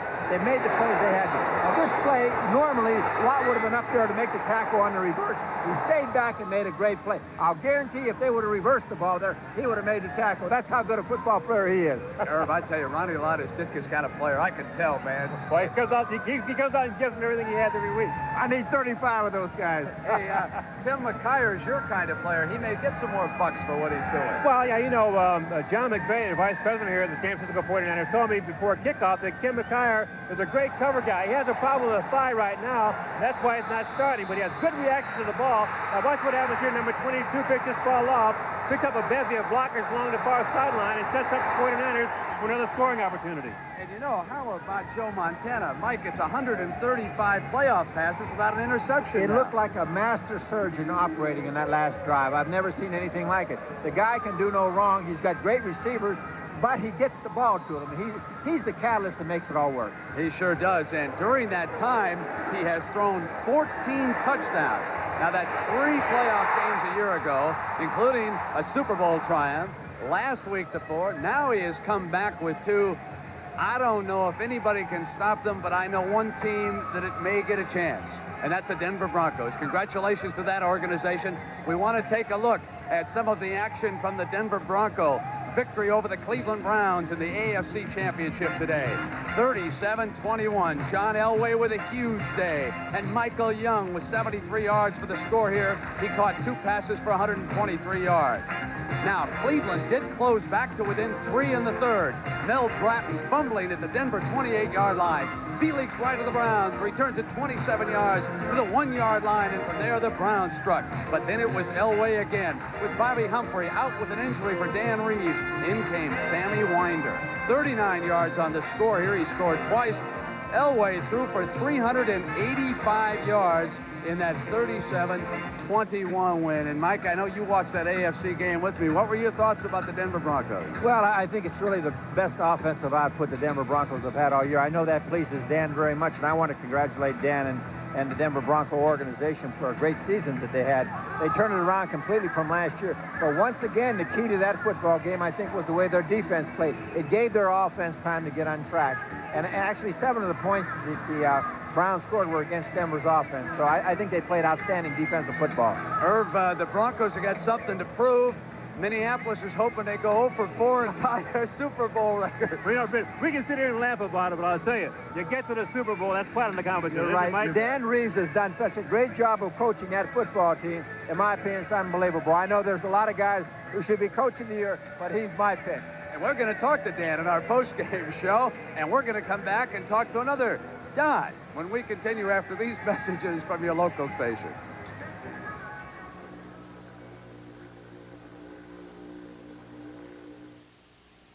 He spent his life defending the law. He spent his life breaking it. Don't miss. It's my best shirt. Now they must work together to stop a murderer. They found another dead girl, Captain. This girl might be my daughter. Willie Nelson and Chris Christopherson. You trying to bribe a Texas Ranger race? Yes, sir. A pair of aces tonight following 60 Minutes. He's got it. Tiny bubble. Once a year, just like clockwork, it's Super Bowl fever. Lift your spirits with Major Dad Monday. This is CBS. Weather's getting worse.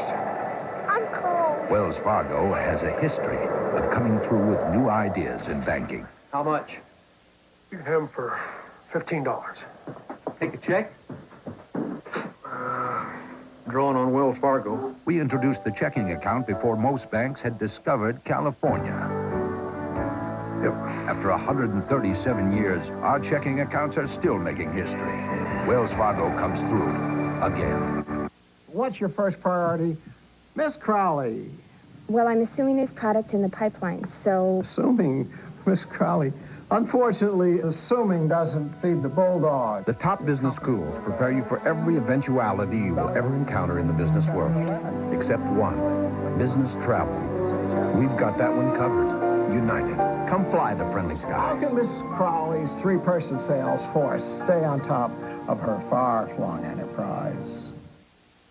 Of all the fun, reliable, and inexpensive ways there are to get around, only one comes with a powerful 12-valve fuel-injected engine and room for 5, the Nissan Sentra. And during our Sentra clearance, we'll be offering dealer cash incentives that could save you hundreds. So see your participating Nissan dealer and find out why over 1 million people have bought Sentras instead of one of these. See your nearest Nissan dealer now, where satisfaction is standard equipment. The 49ers post-game report, today after the game. Welcome back to Candlestick. It is 21-3. The 49ers leading the Rams for the NFC Championship. And you know, fans across the nation can vote for the Miller Lite NFL Player of the Year. And included on the ballot, what a list. Running back Christian Okoye of the Kansas City Chiefs. And quarterbacks Randall Cunningham of the Philadelphia Eagles. Boomer Esiason of the Cincinnati Bengals. Jim Kelly of the Buffalo Bills. Joe Montana of the San Francisco 49ers. And Don Majkowski of the Green Bay Packers. Now, each of the 6 finalists will have $5,000 donated in his name to the charity of his choice. The winner will have an additional $25,000 donated to his designated charity and will receive this beautiful trophy. And with us here today, the outstanding quarterback of the Green Bay Packers, Don Majkowski. Don, congratulations on being included with a great group of guys. Thanks, Brent. It's really an honor to be put in a class of such great players like that. The other 5 finalists are great players, and I would just like to take this time to congratulate the rest of my coaching staff and the whole entire Green Bay Packer team for having such a great year this year, because without all their hard efforts, it would be impossible for me to have a good year. And the best thing about the award is that it gives me an opportunity to donate $5,000 to my favorite charity, and I'm going to donate it to cystic fibrosis in Green Bay, Wisconsin. And it's great that other people can benefit from my recognition. That's what it's all about. Yeah, you bet. Great, John. Listen, when you're here with Mike and me, do you find yourself a fan of Joe Montana? Do you get caught up in what he's doing here? Yeah, it's hard not to. The guy is such a master of the offense, and he's doing an outstanding job here, just taking what defenses give him, plays real cool, and he's a guy to look up to. Yeah, Mike, what can the Rams do to get back in this game now? Well, you know, I said earlier to you personally that they can't give up. I mean, they got to go back to doing what the short passes. They hit McGee coming out of the backfield. They seem to have lost their downfield passing game. They got to go with what the 49ers are playing, a lot of zone right now, and they got to take what they give them and not get impatient. Run the ball a little bit. I know you're not going to get rich running it, but you got to run it some in there. That's the only chance they got, and they got to play better defense. They're playing all zone on defense, and they're getting burned bad. Hey, Mike, how would Mikowski look in a Bear uniform next year? He'd look good in any uniform. He was the main reason we lost 2 football games to those guys, and I want to congratulate the Green Bay Packer organization for an outstanding season. A lot of people think I don't like them, but I respect what they've done. That's the first time I've ever heard you say very something much. nice I do. about the Packers. I do mean that very much. John, congratulations. Let's check in now with the rest of our gang, and here's Randy Cross. Randy? Thank you, Brent. Coming into the locker room in this tunnel early, the 49ers were talking about 2 things. Let's get that 4th ring, but they were also talking about, hey, remember that Monday night game? The Rams had a big lead on the 49ers, and the 49ers came back and beat them in that game. So they're very, very concerned about that. From the offensive standpoint, the 49ers are worried about the blitz. The Rams have to start taking chances and make something happen. Now to Will McDonough at the Rams locker room. Thanks very much, Randy. We had a chance to talk to Fritz Sherman, the defensive coordinator of the Rams, before he went into the room. And he said that for 3 weeks they've looked at the Rams and noticed they've run very well to the 49ers run well to the weak side. And they come out and hurt them with that today. They hurt them with the double tight end formation. But the other night, talking to the Rams assistant coaches about John Robinson, I asked them, where is he really great? And they said he's great at the half. And when he went in today, he really chewed them out a little bit. And when the guys come out, they're all yelling, let's go, it's 0-0. Let's go back upstairs now to Pat and John. All right, Will, and I guess you'd have to say we're watching an artist at work. You said in your opening comments that Joe Montana might be the best quarterback of all time, and he has certainly done nothing that would discount that today. And I would think he is the best quarterback of all time. And the interesting thing, the Rams have really done a lot of the things that they wanted to do, but Montana's still beating them. You know, like they wanted to get in the lanes, make them get the ball up and then bring the ball down and back. And he's doing that. He's having it up, he's bringing it down, and then he's going. And just look what he's done. Well, here in the first half, 18 out of 21 for 198 yards, 2 touchdowns. And he has distributed his passes to many different targets. Well, you know, not only that, as we see how he distributed it to his wide receivers, his running backs, and his tight ends, but he's thrown the ball in that half. He's thrown it to 7 different defensive guys. Now, if you're the Rams defensive staff, what do? Do you say, we got to stop this guy, we got to stop that guy, we got to do this? And when they hit you with 7 different guys and Joe Montana, I tell you, I don't know what you do, except that you have to match him on offense with your offense. You've known John Robinson a long time. You've been friends for a long time. What would he tell his team at the half? Well, I think that he's probably going to say, like they say, that the score is 0-0, that they scored 21 points in the first half. We can do it in the second half. We've scored in bunches before, and we're going to have to do it now. Okay, CBS Sports coverage of the National Football League will continue after this message and a word from your local station.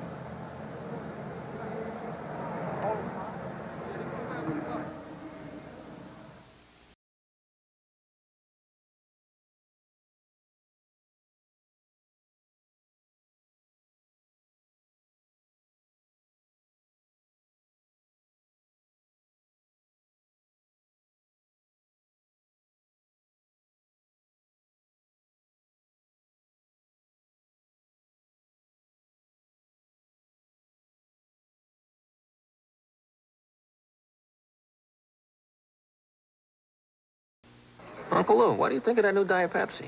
What, are you nuts? I love this new Diet Pepsi so much better than Diet Coke that I would rather you drop the bowling ball on my tongue than I don't have my Diet Pepsi. I'd rather have a rash that I can't reach. I'd rather my mother-in-law come back to life. Ooh, I would rather eat lint than not have my Diet Pepsi. You understand? Yeah, you love the new Diet Pepsi. What? New Diet Pepsi with 100% NutraSweet, the taste that beats Diet Coke. This is a long way from downtown Chicago. Riding mass transit, working late every night. You finally got the raise that got you the gold card that got you the phone number that arranges your weekends wherever you want them. But you always want them in Montana.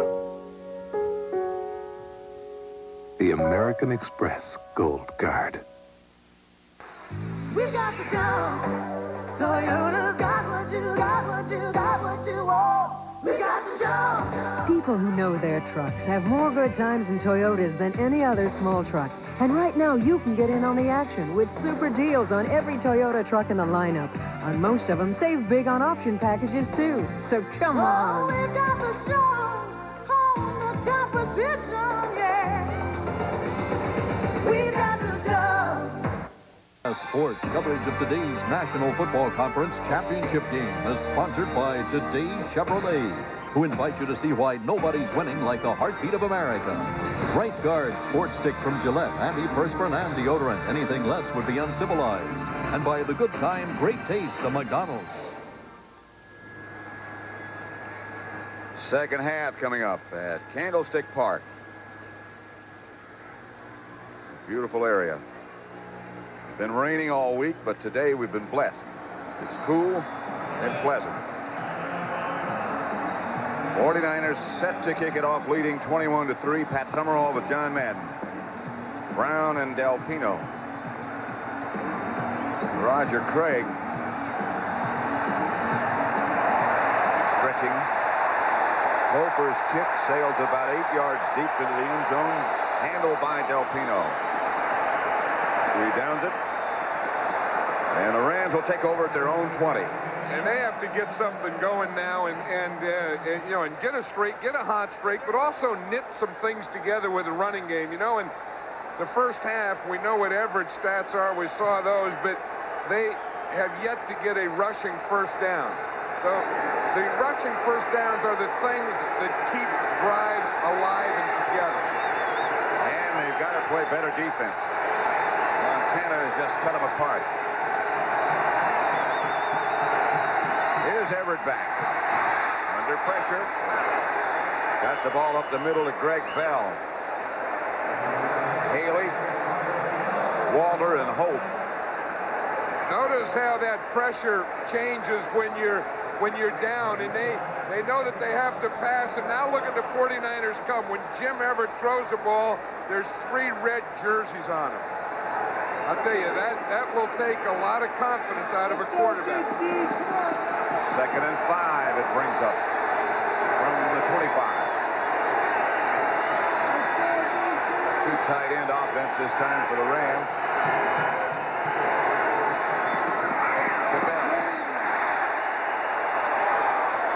No gain by Keena Turner. The place that they do the job is in the middle here. Watch Pete Kugler. If the nose tackle, 67, can take on that block and not get knocked off the line of scrimmage, that takes away cutback lanes. You see what happened? Because they held the middle, now the cutback starts, and all they do is run into a wall. And it makes it 3rd and 5. Rams at their own 25. Here's Everett back to throw. Again, under pressure, intended for Anderson. Underthrown, and Everett's knocked down. Kevin Fagan this time. That is not the type of start that the Rams were talking about at halftime. Watch Fagan and Haley are the pressure guys. There comes Fagan, and again, Haley is right there. And that's what you want to do to a quarterback. Hit him just as he throws the ball. Then he can't step up. And I'll tell you, that takes a lot of that confidence I was talking about, that you can knock it out of a quarterback like that. Hatcher back to punt. John Taylor back deep for the 49ers.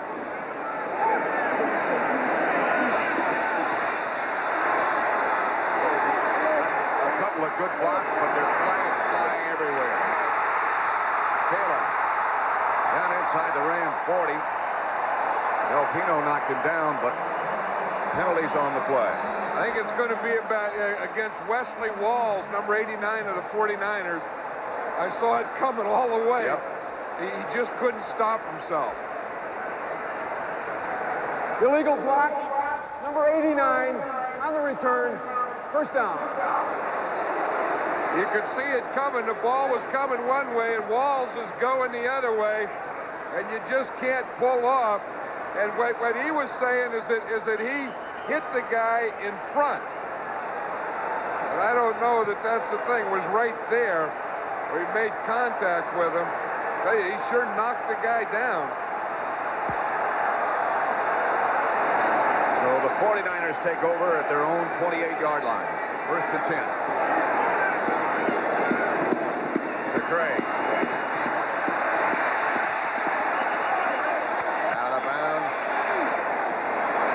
A pickup of 9 yards. Guy McIntyre with a devastating block in front of Craig. Guy McIntyre is one of the best pulling guards in the game. You know, he's not a big guy. I mean, he's not the type of guard that you think of, a big old heavy guard. But watch number 62, McIntyre. He can run like a running back, and he can get out in the open field and stretch out. And you see him stretch and just hit Leroy Irvin, boom, get him going backward. Second and 1, and Craig will get the first down. Michael Stewart made the stop. 3-yard gain for Roger Craig. You know what the 49ers have been able to do? They've been able to, again, knit their drives together with a running game. And I think that, you know, they have everything going. We see George Seifert, he gets a play from Mike Holmgren. And they send it into Joe Montana. But they've had great mixture today.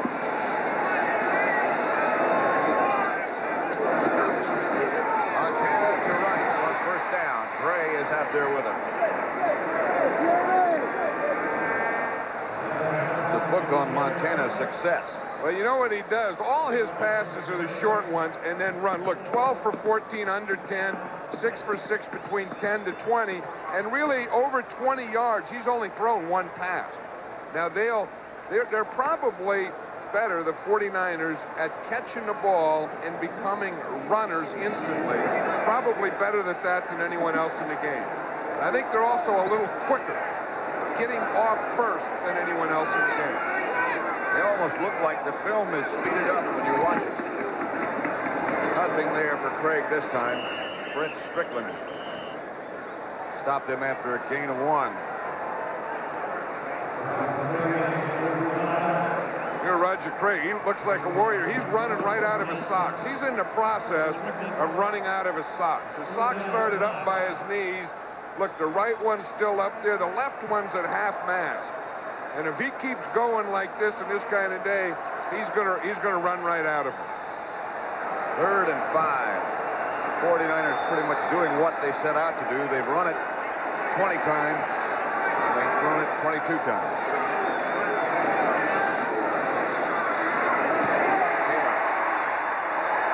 From Montana, first down.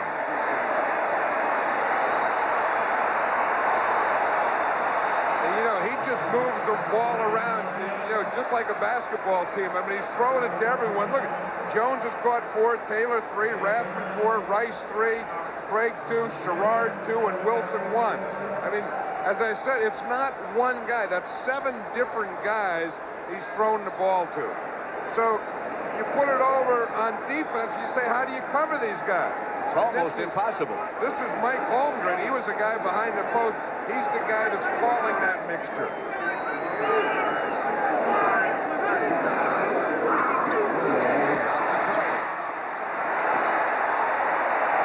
Craig spun out of bounds by Washington, but near another first down.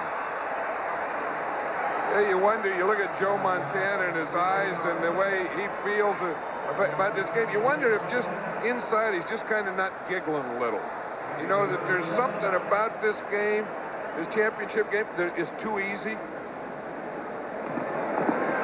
You never admit to that. You never admit you're giggling in a championship game, but somewhere where you got someone up against the ropes and it's your day and your game. 2 tight ends for the 49ers. Roger Craig, the lone setback. Craig's got the first down. Helm stopped it. Yeah, this guy can do a lot of things.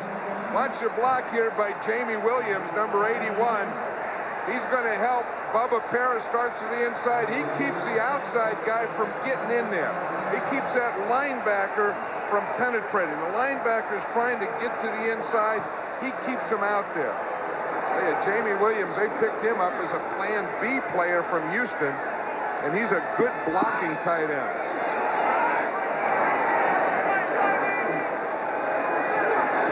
This time it's Rathman. And he hammers inside the 20. Knocked out of bounds finally by Jerry Gray, but a 17-yard run. And a good block by Bubba Parra. I think Roger Craig on that play before may have gotten knocked out. He looked like a fighter who just took a punch. But then you get him out of there, and here comes Tom Rathman. You see who was down there blocking for him? Jerry Rice. Any long run, there'll be a wide receiver who makes a block. Still talking to Roger Craig on the 49er bench. I think he got dinged on that short yardage play. Henderson has taken his place, and he gets the carry to about the 15. Being perhaps of one, Sean Smith. We got it going down in there now. I mean, we got, you don't get a lot of games with that artificial turf and stuff. You don't get a lot of games with mud. But now we got it. But isn't it something? There's 4 teams in the championship games today. All of them are from turf fields, grass fields, regular old-fashioned grass. No domes, none of that stuff. Cleveland, Denver, the Rams, and the 49ers. 2nd and 9. Play it the way they're supposed to play it. The Broncos are already in the Super Bowl. The winner of this one will play them. Montana. He gets out of bounds at about the 11. Picked up 4 yards. There he is laughing. He's saying, I did it like Randall Cunningham. I did a pump fake to make the guy miss. That was a bootleg. He just didn't have anything open. A bootleg is where the quarterback fakes a run and then puts the ball on his hip and runs the other way. That was a quick bootleg, but watch his pump fake on Kevin Green. He got him to get away enough so he could step out of bounds. 3rd and 5. 49ers on the Ram 11-yard line.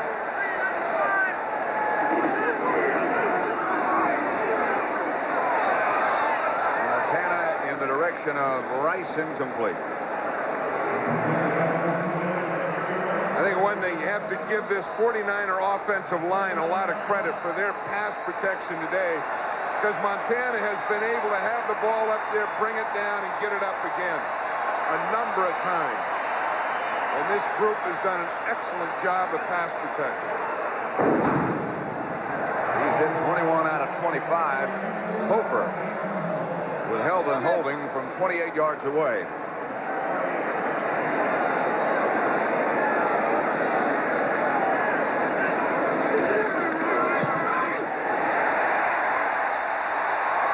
It's good. The 49ers move further in front. 7:44 left, 3rd quarter. It's 24-3.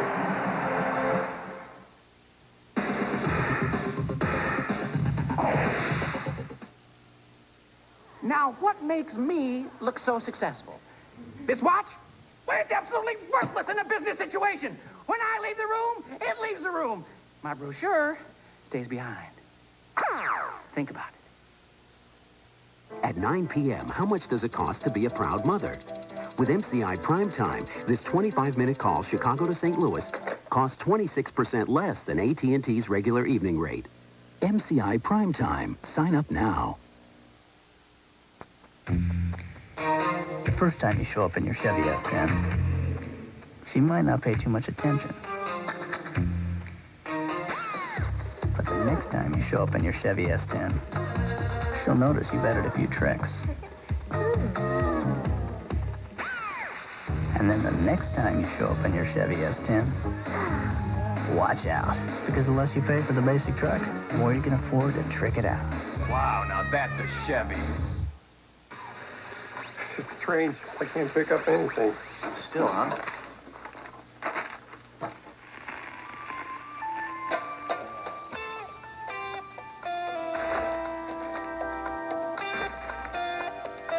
cold filtered, never heat pasteurized Miller Genuine Draft.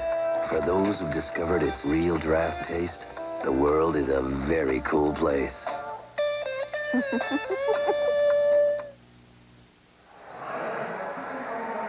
Full afternoon of basketball here on CBS next Saturday. First Seton Hall against Pitt at 12, then Oklahoma, Arizona at 2. And Notre Dame against LSU at 4. At the Superdome in New Orleans, where we'll be. Yep, right. You can get the red beans and rice warmed up now. You can't beat that. You can't beat red beans and rice. No, you can't. Well, gumbo, jambalaya, you got all that stuff. Yeah, they just said that Roger Craig had a concussion, and that was that short yardage play. Going to be Del Pino at about the 3. Cut down at the 15 by Keith Henderson.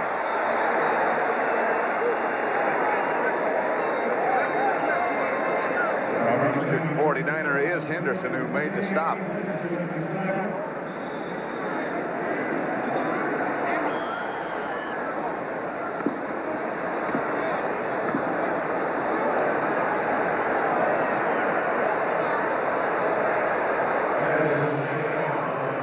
Rams will take over. Henderson being attended to. 24-3 49ers.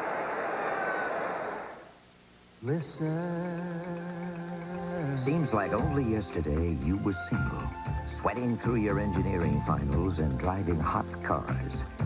Today you got a new baby, a new home, your first real job, and you're driving a Chevy Corsica. Just because you got a family doesn't mean you got to settle down.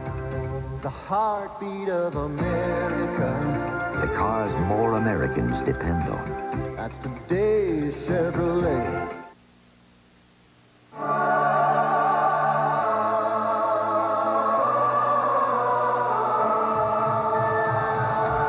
At Gillette, we never forget that the business we're really in is understanding men, knowing what it means for a man to look, feel, and be his best.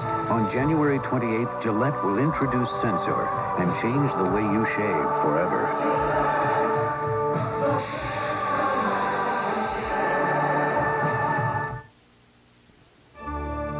Welcome to First Interstate Bank territory. The biggest bank territory there is. Because only First Interstate can help you with your banking needs in more cities and states than any other bank system. So whether you're in your hometown or traveling out of town, First Interstate Bank is always ready to help you. So come to First Interstate Bank. We go the extra mile for you. Monday, 3 friends, 2 doctors, 1 wife had up to a bad time. I'm not in the mood for jokes. How about sight gags? For Doctor. Whoa! 24-3, the 49ers. Here's what happened to Henderson, number 30. Well, you see, it looked like maybe something hit his ribs, because watch, he starts to get up and celebrate, and then boom, he feels it right there and goes back down. But he did get up and walk off the field.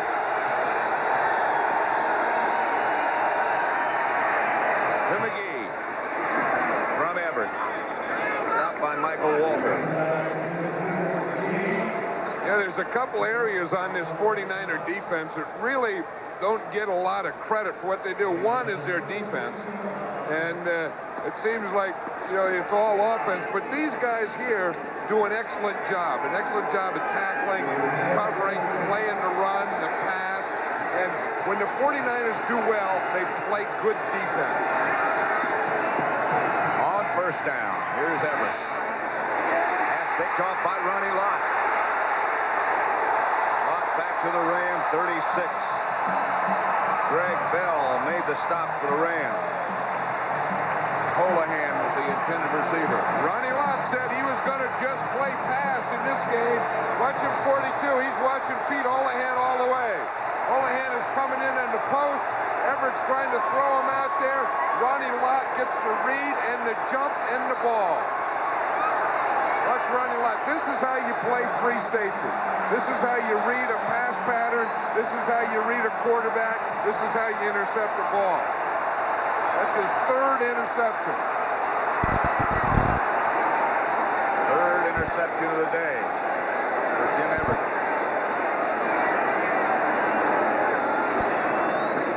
That's Craig back in the game.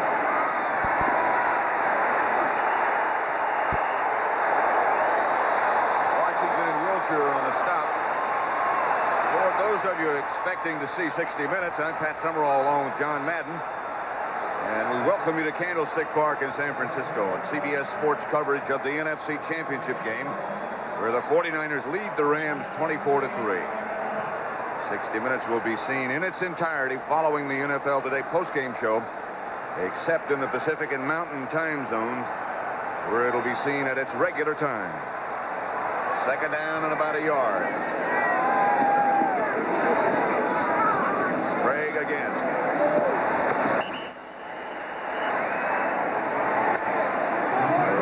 Scored first. Field goal by Lansford of 23 yards. And then it's been all 49ers since then. Montana to Jones. They led 7-3. Craig a 1-yard run. They led 14-3. And it was Montana to Taylor from 18 yards. Just before the half, 21-3. And then a 28-yard field goal by Cofer makes it as it is now. In the AFC Championship game today in Denver, the Broncos beat Cleveland 37-21. It looks like it will be Denver and San Francisco. Craig, and he's going to throw it. Maybe. Yes. And completed. And a penalty marker down. Rathman caught it.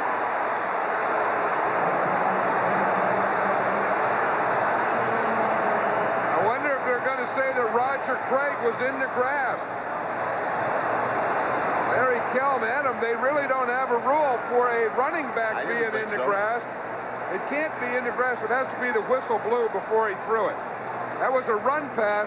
They're going to hand it to Craig, and he is going to throw to Rathman. Now watch him. He starts out here like a sweep. He's looking for 44, Tom Rathman. He pumps. He brings it down. Now, they're going to say that he was in the grass, but he threw the ball. There is no in the grass rule. What that has to be... 33 was ruled down in this spot. There's no foul in the play. That's what it has to be. It had to be that they blew the whistle. The play due to the runner being ruled down. Did he blow the whistle? The whistle ends the play. That's how you would rule it down. I don't know that I heard a whistle or not. I don't think I did. Neither knee was down. No, and they don't have any rule for in the grasp of a running back. And again, the only thing that would stop that play would be the whistle. They're back at the 31. Montana to Rathman. And to about the 26-yard line, tripped up by Kevin Greed. Tom Rathman's getting to be more and more a part of this offense. They have a deal. Used to be the Rathman would always block for Craig. Of course, they're both from Nebraska. And then in practice, Roger Craig would carry Tom Rathman off the field, piggyback. He would give him rides off the field. And I think now Rathman's starting to get the ball more and more, so I don't know that Craig has to do that anymore. Notice Rathman had Huskers, the Cornhuskers on his helmet. Third down and 9 at the 25.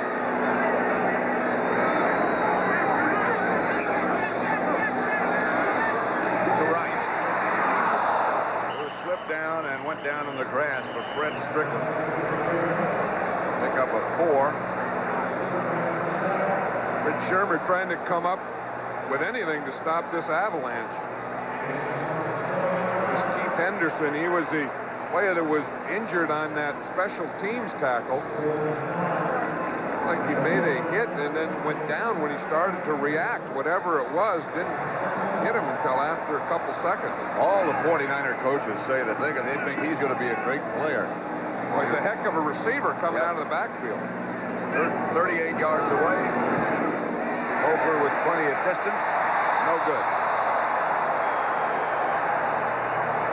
So with 4 minutes, 3 seconds remaining in the third quarter, it's still the 49ers 24, the Rams 3.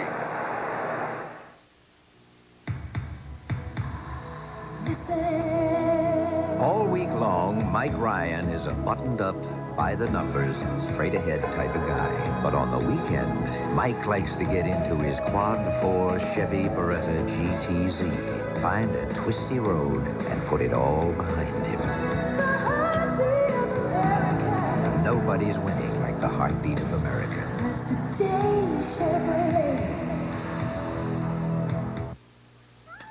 I'll always remember that Sunday night. He was going to be on Ed Sullivan. His sideburns and the way he moved made us weak in the knees. And we were too young to even know what that meant. We sat impatiently through the circus dogs and the talking mouse. And finally... So let's bring him on with a tremendous hammer. Oh, Must be a blackout. So, Dad took us on the first of what would become many, many family outings to McDonald's. Just the sight of those burgers made us momentarily forget our earlier disappointment.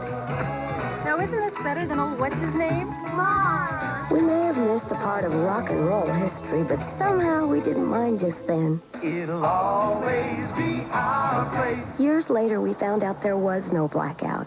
Dad had pulled the plug. McDonald's. A triple-header thriller. Seton Hall, Pittsburgh, Oklahoma, Arizona, Notre Dame, LSU. What a Saturday next weekend.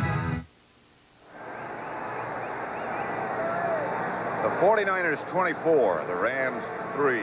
The owner of the Rams, Georgia Frontiere. They have not been able to get anything going today.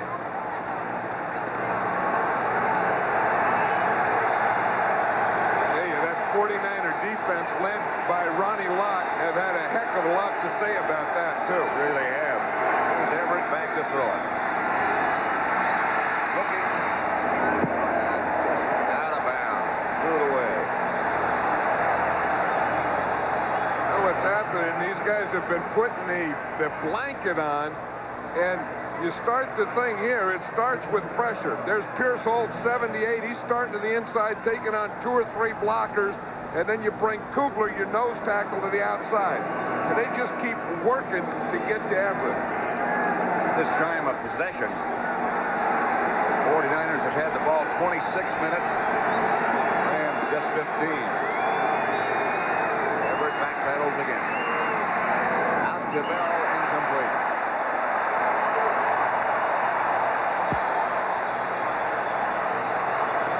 Well, the story of the game has been, as John Madden was talking about, the 49er defense and the 2 quarterbacks. Comparison as another little fracas breaks out. And a frustrating day for Jim Everett. And a fantastic day for Joe Montana.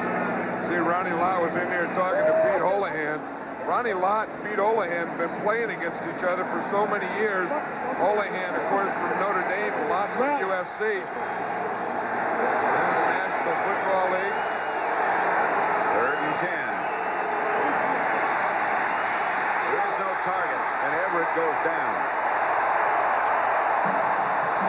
I'll tell you, Everett felt the bullet when there was no bullets. Haley and Roberts were close. Loss of 6. I don't know that I've ever seen a quarterback get knocked down when there was no contact. I mean, he's there. There may be someone. You should not feel that. I don't care. In this game, you got to keep that head up and keep working to find it or run it. You should not feel a guy behind you. Hatcher back standing on his own goal line, and John Taylor at midfield from the 49ers. 49ers will take over almost at midfield. 35-yard punt by Hatcher. 3:22 remain, 3rd quarter. The product. The proving grounds. The results. STP gas treatment is the edge. For a bear of a thirst, I reach for it first. I can drink a lot more, and it settles the score. Four Bengals #7, the taste is pure heaven. It's the drink of the moon. It's playing out tune. It moves Louie's lips. It shakes Eric's hips. Don't look out, Pepsi, the move is on. Now we're singing the Diet Coke song. Diet Coke has real cola taste and just 1 calorie. So, for the 49ers, it's the best of the lot. Diet Coke.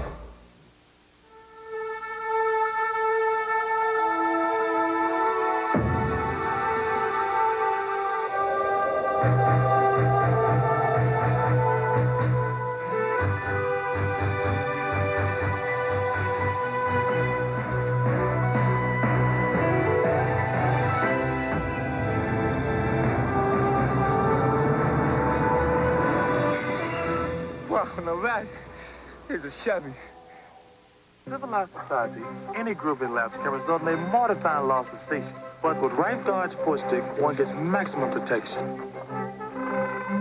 Well, off to the foxes. Right Guard Sports Stick. Anything less would be uncivilized.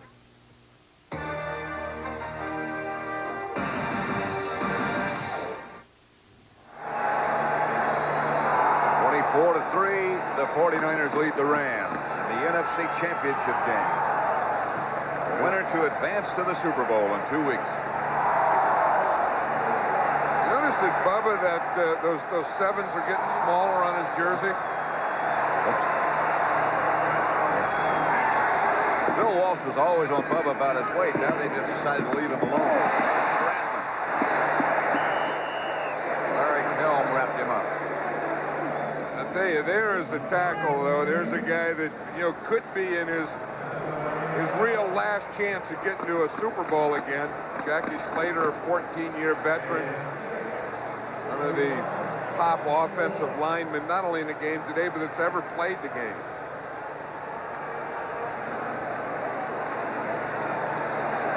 Second down and 4. 49ers at the Ram 45, leading already 24-3. That's Roger Craig. First down, San Francisco. Now there is a pair to draw to. Watch that. Jim Burt and Pierce Holt are practicing during the game. Burt is coaching Holt how to make a spin move. Now, if a coach saw that, they'd go nuts. As a defense, Burt is following up Holt. You shouldn't do that. You don't want your guys to spin. Poor old Pierce Holt. Anyway, he's blind in his left eye, and now Jim Burt has him spinning. Oh, man. I'll tell you, John Marshall's going to go nuts when he hears about that. That's funny. Here's Craig again. Rice got a good look in front of him. And Craig goes down inside the 30. Stopped again by Kelm. A gain of 11. Again, he's a sculpted warrior. He's running right out of those socks. They're getting lower and lower. Harris Barton, number 79, he's a right tackle. He pulls and gets in front of him. He just gets a little bump out here at the end, but there's no Rams until he gets there, and they didn't need much blocking. I tell you, they have beaten this Ram defense down. Talk about intensity. You see those eyes?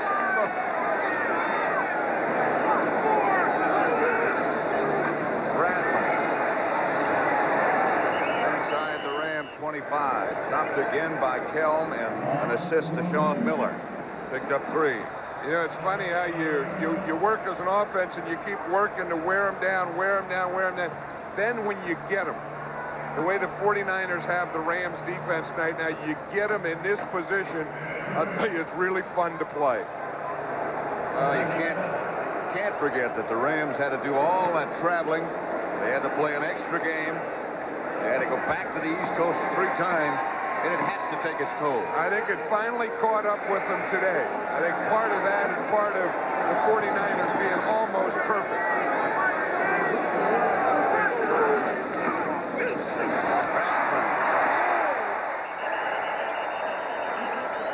Stopped by Stewart and Washington, and Rathman is a load.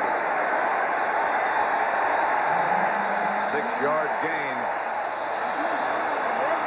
Everyone knows that. You don't have to wait to see the film. You know the respect that players have for each other.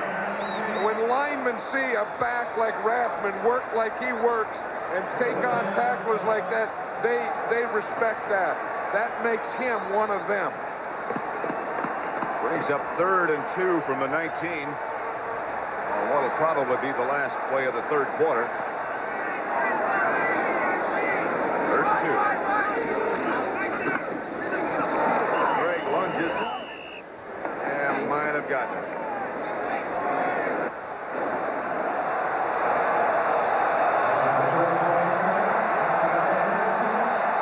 That is the end of the third quarter with the score. The 49ers 24, the Rams 3.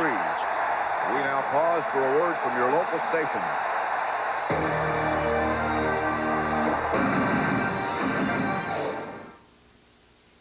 This is CBS. Breakfast. If a restaurant gave you the kind of service you get on many airlines, you'd never go back. Baby apple. I've got a baby cheese. I don't like breakfast. I'd like a spoon. If I did like breakfast, I wouldn't like this breakfast. Hot coffee? I'd like a spoon. Yes, I don't think the hearty breakfast agrees with my husband. Maybe you prefer our eye-opener breakfast. Ahoy! I'd like a spoon. On Alaska Airlines, even though the fares we charge are just as low as anyone's, the fare we serve is always a cut above.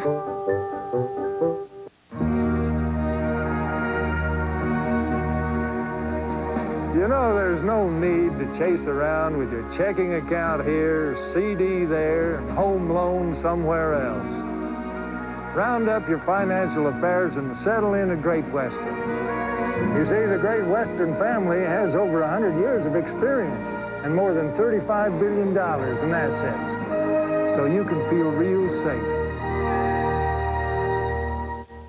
Sunny skies and 0 chance of rain through Sunday. Good news. There's no snow in our forecast today. Mercedes-Benz introduces Formatic. Outwitting the weather and the road with the most advanced all-wheel drive system ever put in a car.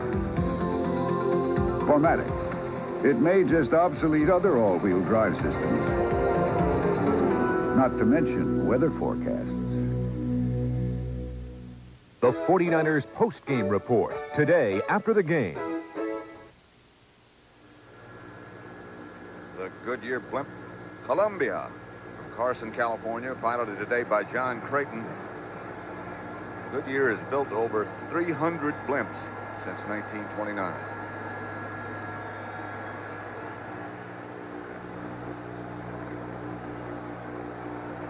Looking down at Candlestick Park. Sold out, as you would expect. Kofor to try a field goal from 35 yards out.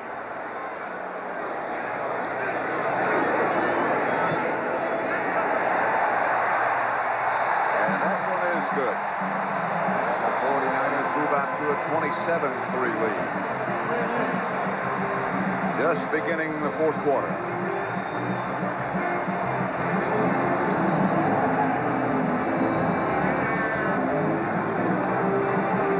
This man's team just hasn't had the ball much.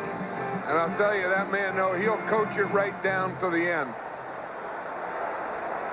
There's not a heck of a lot of coaching you can do when you have things like this happen to you, but he's going to coach this fourth quarter like he's never coached any other fourth quarter in his life. Rams have always had tremendous success here at Candlestick Park. Robinson said maybe because I grew up only 5 miles from here. But today hasn't been one of his days. Yeah, but when he grew up, when we grew up in Daly City, which is, as you say, just a short way from here, there was no here. Here was a bay or something. We had Seal Stadium and Kezar Stadium, but there was no Candlestick when he grew up. 49ers, of course, played at Kezar before they came here. Bruce Colley. There's one of those guys that has done an outstanding job in there and that offensive line of blocking this Ram defense. When you see a defense and they have a lot of mud and dirt on their backs, they've had a bad day. Well, there's your evidence. A defense should have clean backs after a game. Over's kickoff. Going to be Ron Brown at about the 8.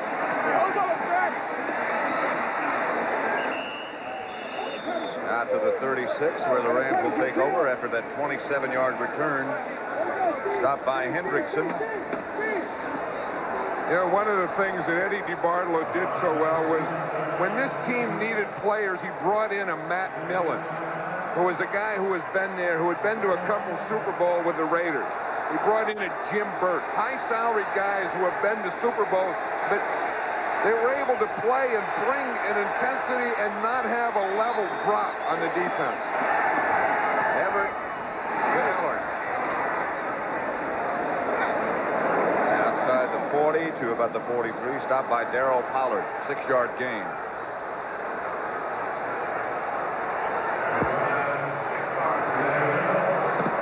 I think when you're down 27-3, it's time for that no-huddle offense. Get into your 2 minutes with 14 minutes to go. Screen pass to Buford McGee. He will not get the first down. The first man there was Matt Millen. Matt Millen is a guy that studies this game, but he loves to play it. I mean, he's a guy that's been around enough 10 years in the league and still plays it like a little kid. 3rd and 2. Everett to Holohan. You have to have good hands, as Holohan does, to make that catch. You know, the interesting thing, when Joe Montana was the starting quarterback at Notre Dame, the 11th string quarterback was Pete Holohan. Everett, no place to go. Buford McGee was the intended receiver. Kevin Fagan put the pressure finally on Everett. I'll tell you, they knocked that confidence right out of Everett today, didn't they? He started off the game, and of course, you know, it's a lot to do with their defense. They just didn't get anyone open. I mean, he's been getting rushed, he's been getting knocked down, and that time he had good pass protections, and the coverage was too good. One of the big plays early was when Clipper Anderson was open on that big reverse, and Ronnie Lott came out of nowhere to knock it down. I think after that, the Rams started downhill and haven't stopped. Everett for Anderson. Again, nothing there. Watch Pierce hold out here. And he's rushing against Jackie Slater. Now, that's a real matchup. And he gets that rip, and he gets that arm, and he goes to the outside and comes back inside. I'll tell you one thing. I'm glad he didn't spin like Jim Burt was trying to teach him to. But see, he has to wear that mask over his eyes because he's blind in the left eye, and he had to sign a waiver when he first signed with the 49ers against that right eye. He has quite a story. Everett. Batted down.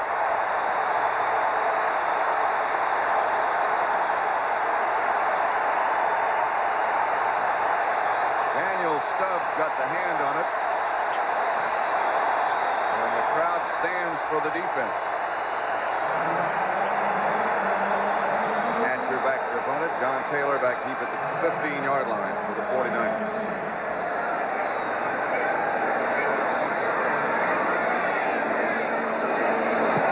Almost blocked. Fair catch at about the 18 where the 49ers will take over. 13 minutes, 13 seconds left to play, and the 49ers up 27-3.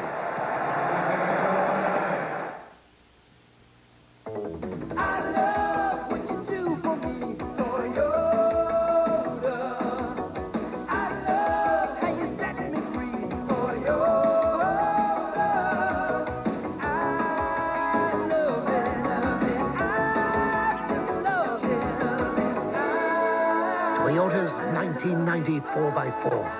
Park it anywhere. I love what you do for me, Toyota.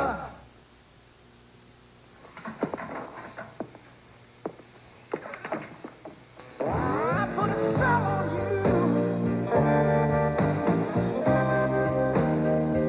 Miller Genuine Draft. I was hoping you'd say that. Cold filtered, never heat pasteurized. Miller Genuine Draft. For those who discovered its real draft taste, the world is a very cool place.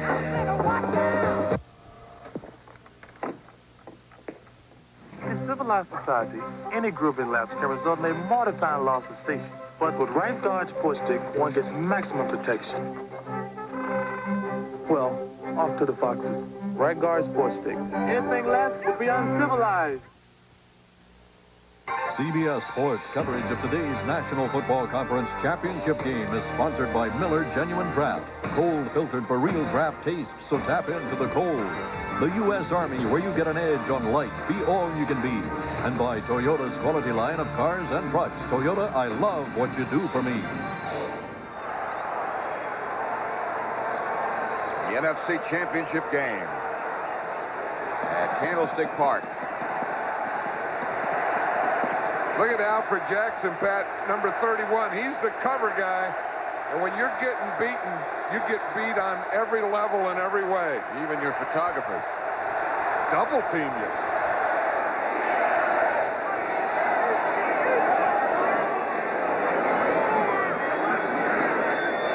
Rathman gets the carry over the left side. Doesn't get much. Perhaps a yard. Sean Miller made the stop. And that defense has gotten pushed around there today by this 49er offense and this 49er offensive line. This isn't one of the plays. That is good Ram defense there.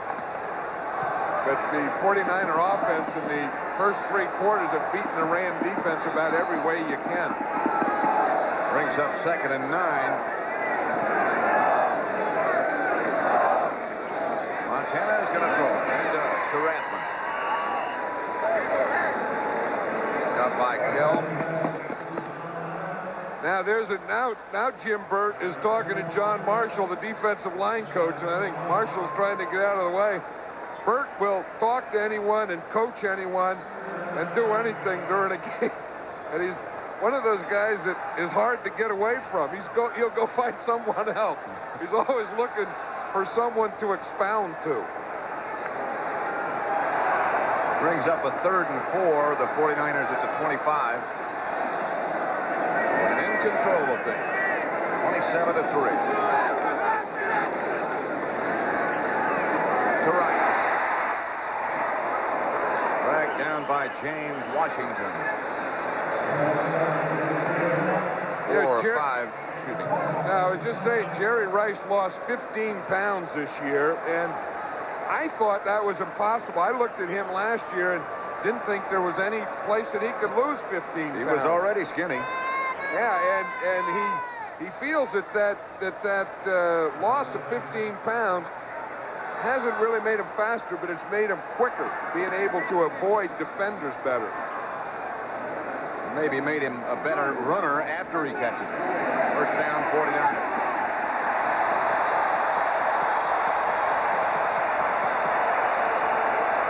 This is what it's like for a nose tackle in there. You get hit by the center, who's big and strong himself, Jesse Sapullo, and then you get help. You start off with a double team. That's the way things start, and it doesn't get any better. Poor Alvin Wright never got off the line of scrimmage.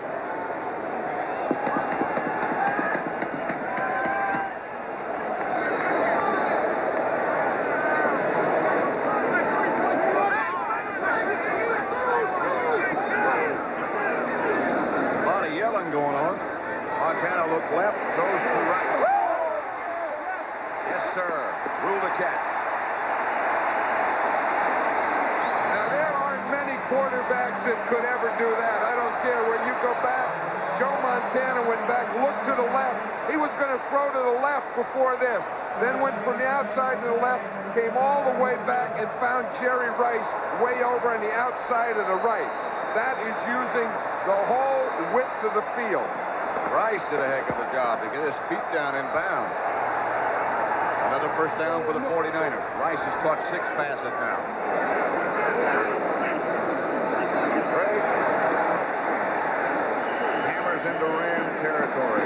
He's knocked down by Kelm.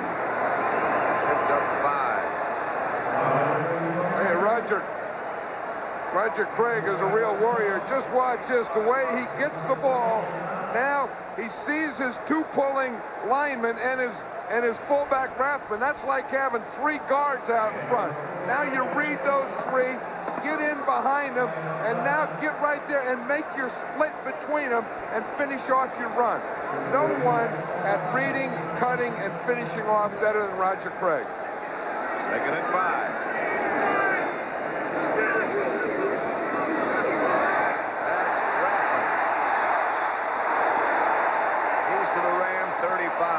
Before Michael Stewart brings him down, a gain of 13 yards for Rathman. He and Craig both have had good days. Watch Matt Millen. This is a defensive guy. Defensive guys love it when offensive guys control the ball by running it, especially when it's a guy like Tom Rathman who looks like one of them. And Robinson's still coaching. I told you he would. He's still coaching. He's telling the guys to use your hands and get rid of those blockers.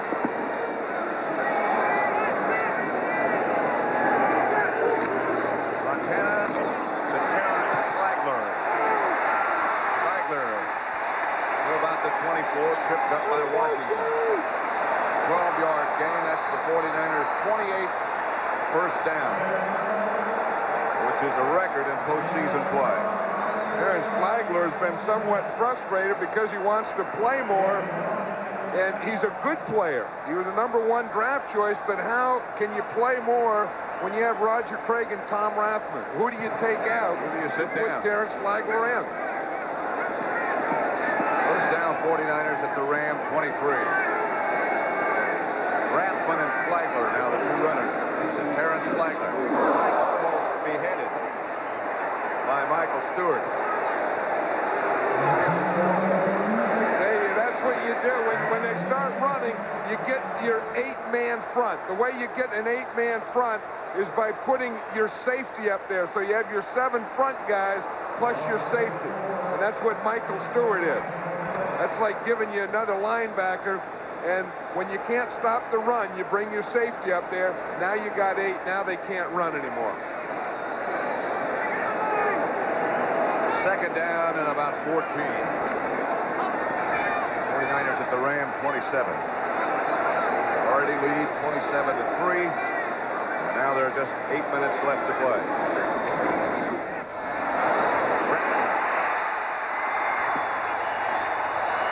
To about the 14. Again stopped by Stewart. You know, it's getting to be a big thing, Pat, in his footballs. Now they have the screens at the stadiums, so now the players are starting to watch the replay on the screens. Rathman down after that last play, a gain of 12. There was something that he's the lead guy here, and they're sneaking him out, and he becomes a pass receiver here. And if something happens right at the end of the run after he catches the ball, I don't think it's that first hit there. I think it's when his head hit the ground. Watch him. He takes a whack, but watch when his head hits the turf. And he landed on top of the ball also.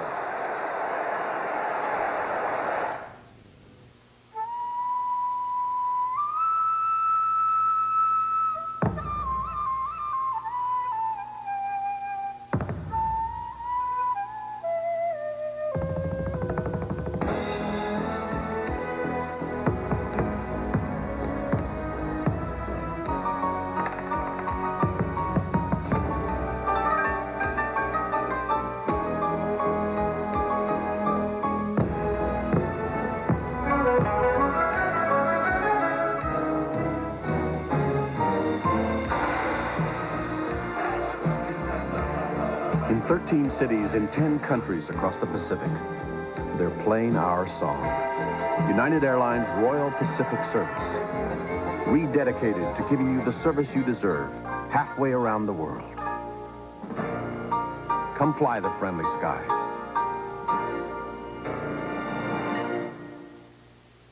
I love what you do for me, Toyota. I love how you set me free, Toyota. Toyota's new 4-wheel drive four-door 4Runner for 1990. Space, luxury, and V6 power. Where you go is your concern. Getting you back is ours. Why are these men smiling? 'Cause the Lakers pass the Pistons. The Knicks face the Bulls. It doesn't get any better than this. Next Sunday. That's Tom Rathbun, who got the wind knocked out of him, it appears, on that play, the last play. And now seems okay. But he took up a lot of turf. That's a shot of a football player. Flagler cuts inside one block. Has got a first down. Inside the 10. Joe Montana's going up to break up a fight. I can't believe it. They're starting a fight between two linemen, and Montana runs up there and get in the middle of it. A lot of people don't even think Montana should be in the game now, 27-3. Although I believe you should. I believe you have a game. It's a championship game. There's only one way to play. You don't worry about getting guys hurt. You go out and play it, and you finish it off. Montana has had some day. 26 out of 30. 262 yards, 2 touchdowns. Doesn't get much better. First and goal at the 8. Flagler again. To about the 4. Taken down by Stewart. Gain of 3. I think once you're going to the Super Bowl and you know that, you want to play. Once you've worked hard all day to get the other team in this position, you want to be in there, you want to stay in there. You got 2 weeks between now and the Super Bowl, and football to great players is always fun. But when you get in this situation, I'll guarantee it's the most fun. It's the NFC Championship game with the 49ers, the Super Bowl champions, trying to repeat.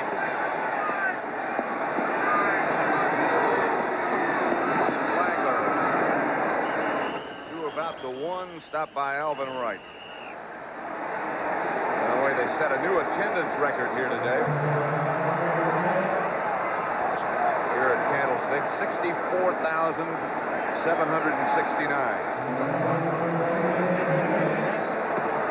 The winner to play Denver. Listen, I don't know that this isn't one of the best 49er teams. I don't know. As I watch this team, this 49er team, and what they've done today to the Rams, what they did last week to the Minnesota Vikings, I don't know that this isn't one of the best teams ever. Oh, I agree with you. They've got so many weapons. Flagler. Take it down behind the line by Brett Bernier.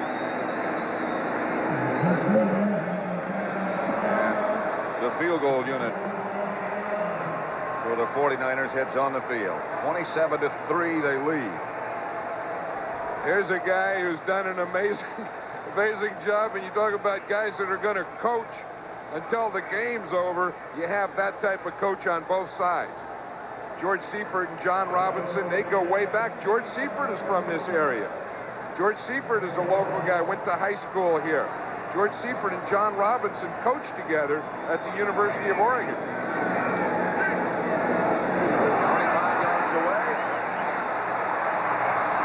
His kick is good, but I think the Rams were offside. It would still be 4th down.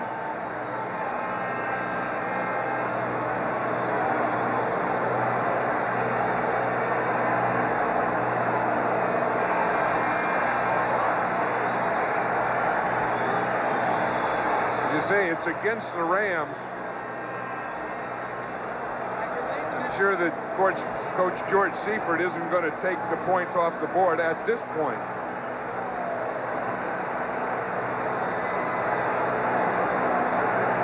Joe Montana's going to ask, you want the field goal or not? I'm sure George Seifert will take the field goal.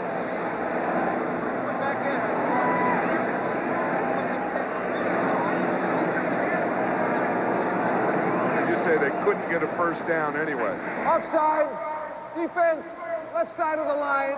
Penalty is declined. Field goal is good. Timeout.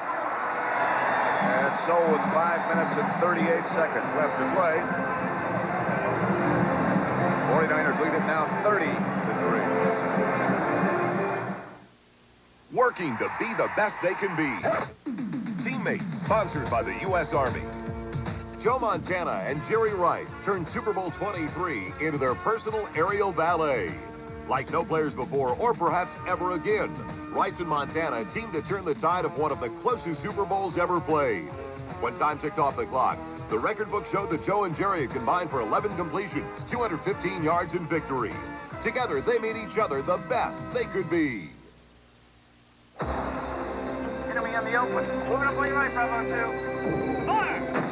I'm 30 miles from the action, but I'm responsible for a digital communication link between headquarters and brigade. Enemy tank, checkpoint 1. If the data isn't programmed right, 5,000 troops could be cut off. Enemy forces together. But I'd never let that happen to my brigade. Op 4 is eliminated. All that you can be. We did it, sir. Outstanding. It's your life in the Army. He's got a clean home, a wicked fastball, and a shot at a ton of cash. John Schneider is teaming up with Paul Rodriguez. I'm not going to give it away. I'm not going to split it with nobody. Do you understand me? Whether he likes it or not. One of us has to go. You. Grand Slam premieres right after the Super Bowl. A lawman and a con man forced together to stop a murderer. How to blow your head off. Willie Nelson and Chris Christopherson, pair of aces, tonight.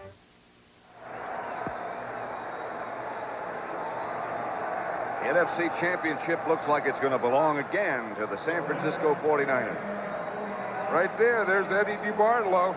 He's the man in the circle right now, and I'll tell you, he's the guy that after they've won a Super Bowl, by taking care of his guys, by getting them signed, by not being afraid to go out and get a Matt Millen, a Jim Burt, sign a Sherrard to a lot of money with 2 broken legs, doing those types of things, he helped get this team back to where they are. This will be Del Pino from the 4-yard line. Steve Hendrickson. Stop Del Pino. There's George Seifert. What a job he's done in his first year. You know, he'll be, the 3rd first-year coach to ever go to a Super Bowl. Only one time as a first-year coach won a Super Bowl. It was Don McCafferty when he was at Baltimore. Oh, look at this. Winning his first-year coaches. The only thing is, Seifert's going to a Super Bowl. Red Miller went to a Super Bowl. That second guy didn't. Eller, flag on the play. Eller's pass from Everett. Chet Brooks brought him down. Flag on the play.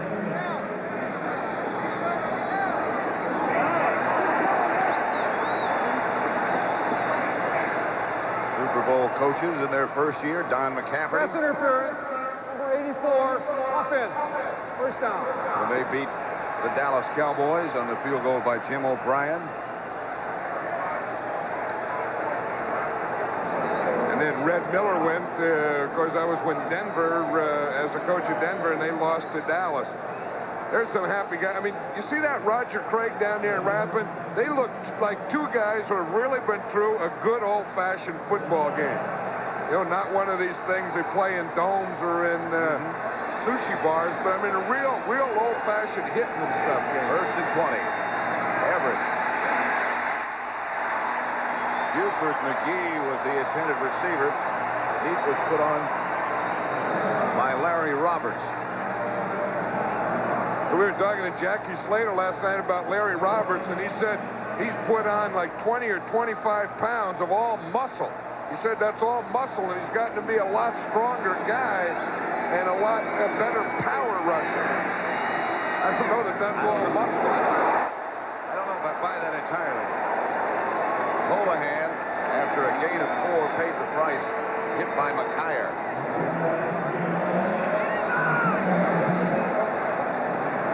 There's Jerry Rice. It looks like that eye's okay that was giving him problems early.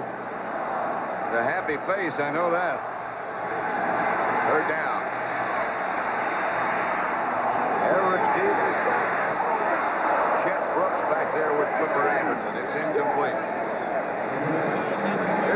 George Seibert was saying maybe the most improved guy in the team is Chet Brooks.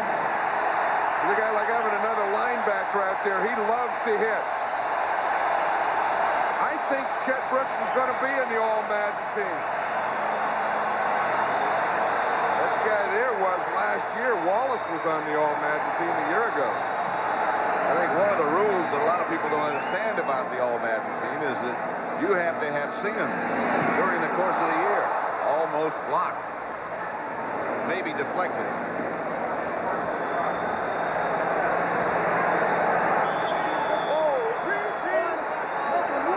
Look at Chet Brooks. He's there. He's talking about Jeff Fuller. He wears Jeff Fuller's name on his thing. Jeff Fuller was the guy that he replaced. Who was the strong safety. Back to the All-Madden team. When is it going to be announced? Well, the thing is, it's going to be announced next week, but see, we scratched out this last week. Now we got to get rid of this. It's just the 6-1. You know, it shouldn't be annual. We don't know what. Just 6-1 next Sunday right here. We ought to have all that stuff, all that data we put in the computer ought to be regurgitated. We'll be in New Orleans. New quarterback for the 49ers. Young, new backs, Flagler. Can't quite get around the corner. Stopped by Leroy Irvin. Picked up 3. The coordinating producer of the NFL on CBS is Charles H. Milton III. This game produced by Bob Stinner, directed by Sandy Grossman. The NFL Today produced by Eric Mann, directed by Duke Strutt. Senior producer David Winter, and the executive producer of CBS Sports, Ted Shaker.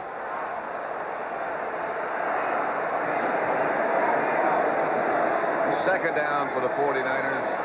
3.5 minutes left to play. They lead 30-3.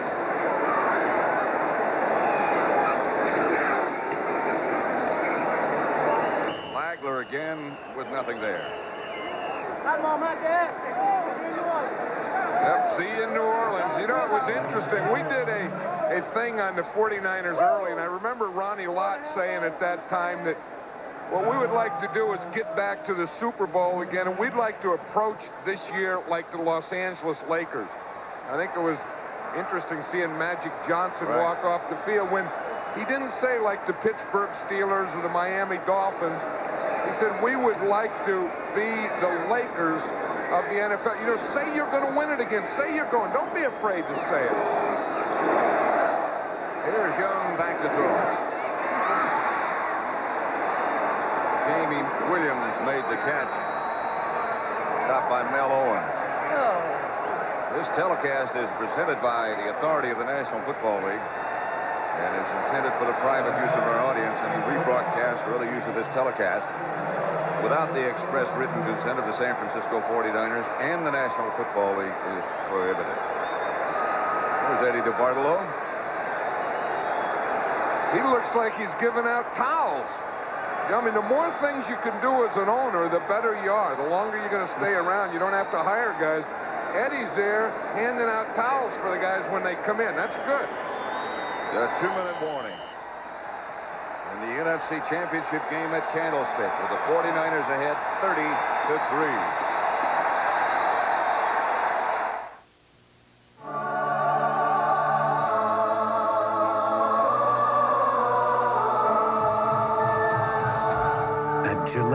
We never forget that the business we're really in is understanding men, knowing what it means for a man to look, feel, and be his best. On January 28th, Gillette will introduce Sensor and change the way you shave forever.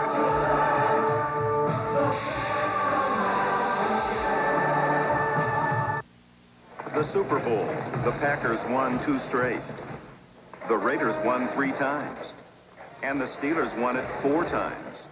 But one team has been there 5 years in a row, the GTE team, once again selected by the NFL to custom design the telecommunications system for the Super Bowl.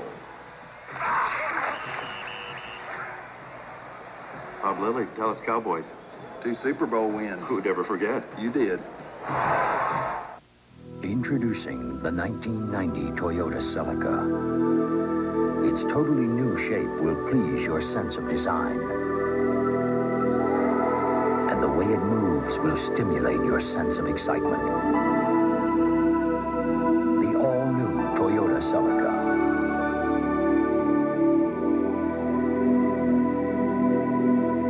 You'll love what it does for you.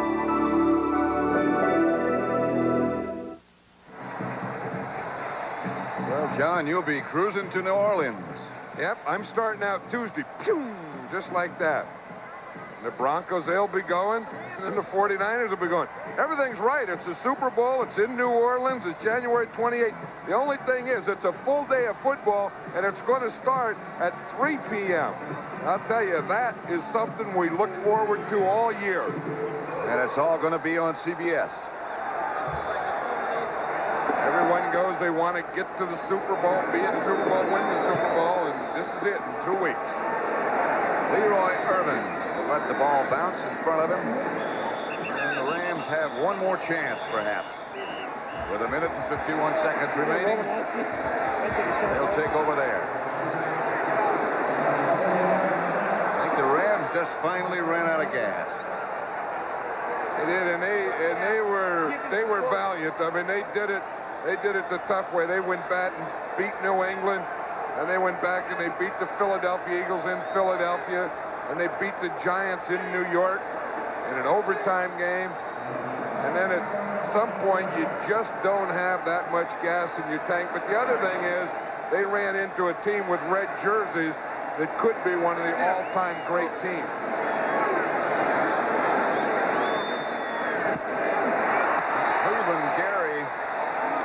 Loses the handle. The ball belongs to the Rams.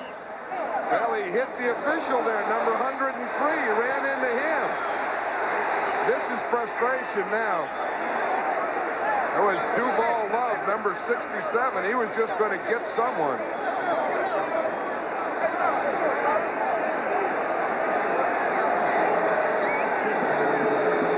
See, Cleveland Gary, though, ran into the umpire.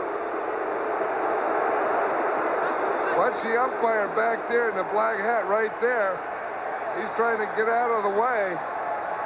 It looked like the umpire knocked the ball out of Gary's hands. Henry Ellard made the recovery. Uh-oh. Oh, Seifert getting the old bucket trick. Bubba Parrish. Yet? No, he doesn't know it. He won't. He's a punch. Oh, they got him.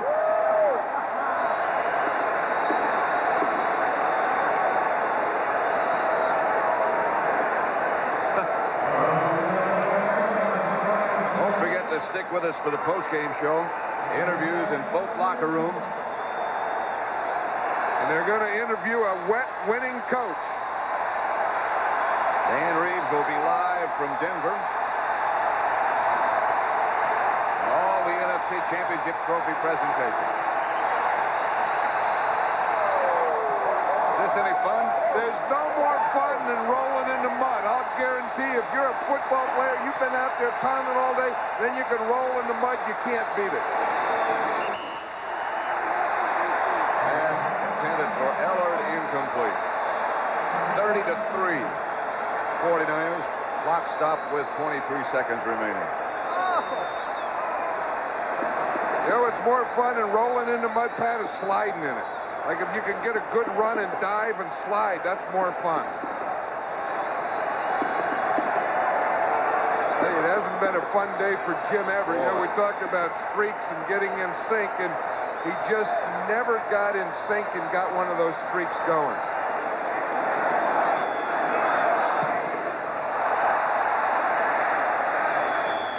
Hatcher's punt sails out of bounds. The 49ers have 18 seconds. There it is. Isn't that something, though? The only team the 49ers have not defeated in the 1980s are the Denver Broncos. That's the least of the 49ers' worries right now. Bert saying, I'm going back to a Super Bowl. And the Super Bowl he went to was, of course, as a member of the Giants. And they beat Denver. Chet Wood said, George Seifert. He's not watching the end of this game. He's going and starting the celebration. Steve Young will just kneel.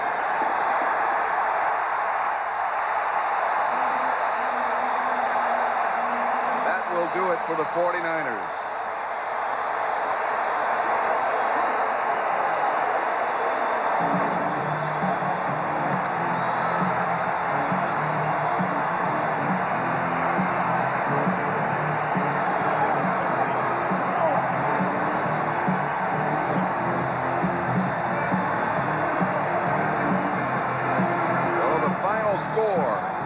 San Francisco 49ers 30. The Rams 3. Stay tuned next for the NFL Today postgame show, where we'll hear from both locker rooms and have the NFC Championship trophy presentation.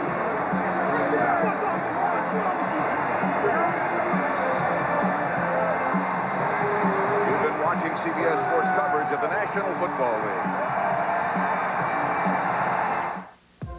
Why did I ever let you talk me into this vacation?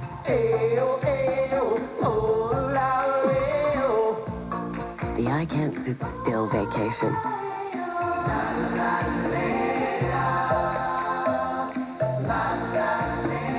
Let me try that again vacation.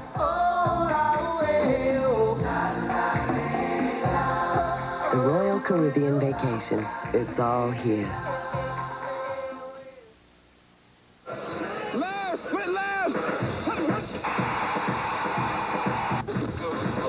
This season, 6 men belonged in a league all their own. The candidates for Miller Lite's NFL Player of the Year: Boomer Esiason, Joe Montana, Don Makowski, Christian Okoye, Jim Kelly, and Randall Cunningham. Vote for your choice in USA Today and get ready as Miller Lite brings you the NFL's best. American Express brings a world of unsurpassed service to all our card members. The power to spend with no preset limits. Protection for the things you buy. Access to cash when you're far from home. Around the corner or around the world, American Express is always there to give every card member our best personal service. Membership has its privileges. It's bold. A new kind of protection. Speed Stick Deodorant Sport Talc. Made just for a man. New Speed Stick Sport Talc. Powerful all-day protection. By men. You ever run up against a tough sinus cold? As tough as it gets, maximum strength Dristan is tougher. To sweep away congestion, pressure, and pain. And it won't make you drowsy. When you can't call in sick, call on Dristan. Morning, folks. This is Captain Neely. Appears we've got the friendly skies all to ourselves. While most people are just giving up, one airline is off to over 200 business centers across the U.S. United. Thanks for flying the friendly skies. His name, John Walker Jr. He ran the most damaging spy ring in U.S. history. He turned his wife and children into espionage operatives for the enemy. He altered the East-West balance of power forever. An unforgettable television event, Family of Spies, beginning in 3 weeks.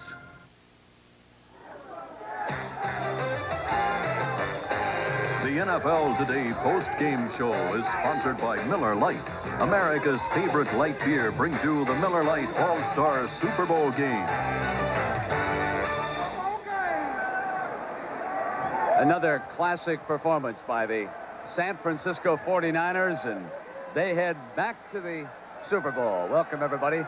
I'm Brent Musburger. We should pass along some basic information. First of all, the Super Bowl in 2 weeks down in New Orleans. And the San Francisco 49ers have been established, according to Danny Sheridan, who will have the story of the USA tomorrow, as a 10-point favorite over the Denver Broncos. And why not, I guess. Let's bring in Mike Ditka and Dick Butkus now. And Mike, I'll tell you, this was an old-fashioned beating that the 49ers handed out here today. You know, we said earlier, Brent, that they were the best team in football, and I think they truly proved that today. Again, it's very easy to give all the praise to the offense, and their offense played an outstanding game, but the defense is what made it all happen early in the game when they kept the Rams out of the end zone, made them settle for 3, and then they they just took the football game away from them after that. But I tell you what, as far as the 10-point spread is concerned, the Broncos are going to do darn well. Dan's going to have them ready to play. Nick, were you surprised at how the Rams sort of came up flat here this afternoon? Well, you know, we talked earlier about stopping the running game and not allow Montana to maintain possession because he's so skilled at finding people open. And that's what they just kept on running to their left, Rams' right side. And I think Mike was mentioning earlier that the outside receiver would come down and seal off, and they wanted Irwin to make the tackles, and he wasn't doing it. Well, you know, Mike, you said early that the guy who was going to set the tone was Ronnie Lott, and he had another sensational big game for him. Well, I think he's the best safety I've ever seen, Brent. I said that, and I like the way he plays. He seems to get everybody up to play football, and that's what this game's all about. If you can't play this game with emotion, don't show up. All right. We're going to be right back, and more of our post-game show. We're going to go inside the winner's locker room, and we'll continue live in just a moment.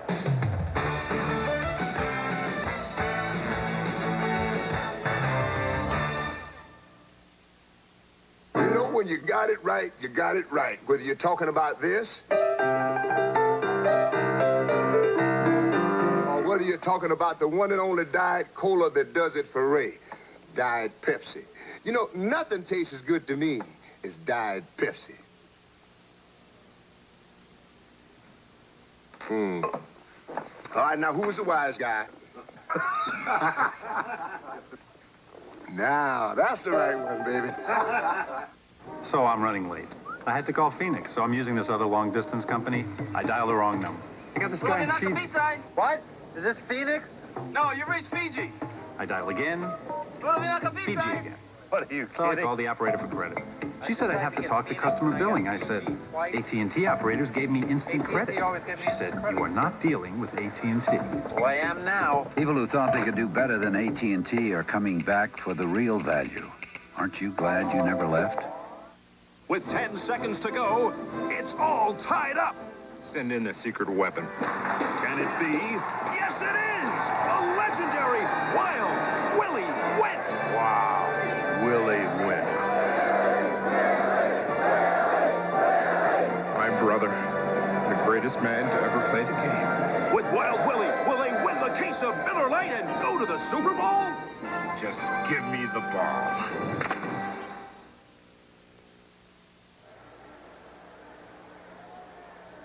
So the San Francisco 49ers head to their 4th Super Bowl since 1981 with another classic performance here. And Joe Montana now has gone 2 years and 5 playoff games without throwing a single interception. Let's go inside the winner's locker room, and here's Irv Cross. Irv? Brent, nothing but smiles here, and you can imagine why, but let's get the business out of the way first to present the George S. Hallis Trophy to the newly crowned National Football Conference champions. We have Virginia Hallis McCaskey here and her husband, Ed. This is the 6th presentation of the George Hallis Trophy.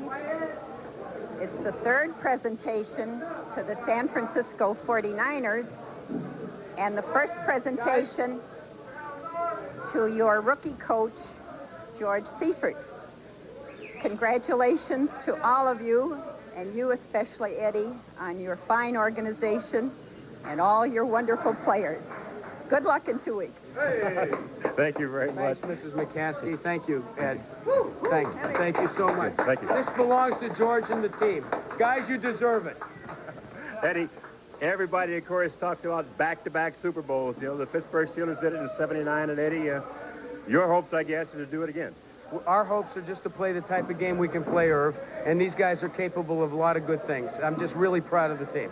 I know you're highly superstitious. Did you have any kind of good luck charms hanging around you today? George. he was the best luck charm I could have. Well, and the team. Thank you, Irv. Thank you. Coach, to step in here, and congratulations to you. Thank you very much. Rookie head coach, winning your first conference championship on your way to the Super Bowl. Well, we're excited. Well, we do. We've got an excellent football team. They played their hearts out against a very, very fine Ram team, and we're just prouder than heck of our players, and we're looking forward to the next ball game. Well, Coach, you know, you're the first head coach of the San Francisco 49ers, who's a San Francisco native. Does winning here mean a little bit more to you, perhaps, than some other Well, coaches? I don't know if it means any more, but it certainly is sweet. There's no question about it. I'm sure it means a great deal to these players and to the rest of the coaches in our organization. I'm just proud to be part of it. Well, again, the big question, back-to-back repeats in the Super Bowl. You had a lot of changes on the staff here. You're the new head coach. Bill Wall stepped down. The burden's on your shoulders now. Well, the burden's on all of us, and we accept that, and we look forward to it. All right, coaches, hang in here with us. In just a few minutes, we're going to have Brent Musburger come back to us after we get a hold of somebody in Denver who wants to talk to you. Brent?